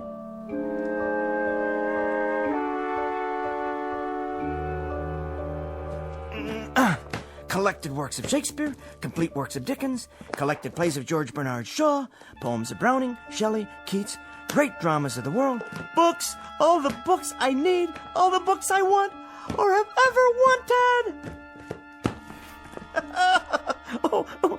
Poetry, fiction, history, it's all here. And now my journal ends because I have things to do. It doesn't matter whether I write it down or not. All I have thought and felt has already been said by the great writers, the poets and philosophers, the historians of times past. I know that nothing is new, nothing is ever lost, so long as there are books. In the midst of this catastrophe, I have been reborn. Now, this pile is January, and that one over there, February, March, April, May, this year, next year, the year after that, without end. I think I'll begin with biographies, then short story collections, and move into the great novels. I'll vary them by subject matter. Science fiction in the spring, Wells and Asimov, Bradbury and Clark, Sturgeon and Le Guin, and Philip K. Dick. And then some whodunits for the long nights. Agatha Christie and Patricia Highsmith and Sue Graft. And the best part, the very best part, is that there's time now. There's all the time I need, all the time I want. There's time enough at last. Where to start? What a foolish concern. I believe it was Charles Fort who said, when measuring a circle, begin anywhere. I feel like a kid in a candy store. So many wonders laid out before me, all of them indescribably delicious. My glasses! Where? They're broken. Completely shattered. I'll never be able to put them together again. It isn't fair. It isn't fair at all. There was time now. There was finally time. Plenty of time. All the time in the world. It isn't fair. It isn't fair. No, it isn't fair.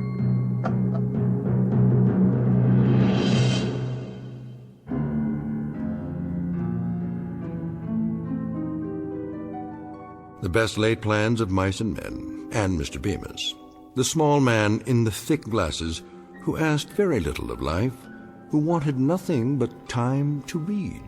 Only a moment out of an eon of moments, a mere instant out of eternity. For himself. Henry Bemis, now just part of the landscape, smashed beyond all recognition. Just another piece of rubble, a fragment of what man has deeded to himself in the Twilight Zone.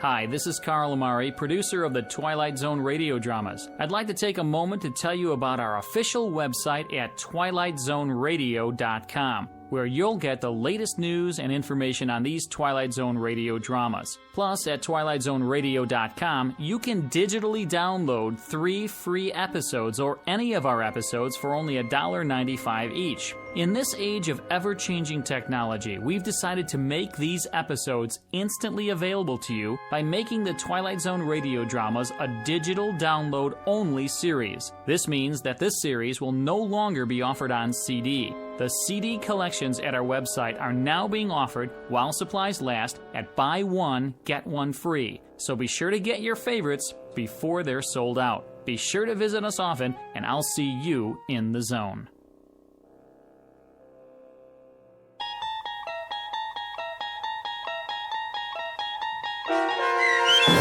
Time Enough at Last, starring Tim Kazurinsky with Stacy Keach as your narrator, was adapted for radio by Dennis Etchison and based on a script by Rod Serling from a story by Lynn Venable.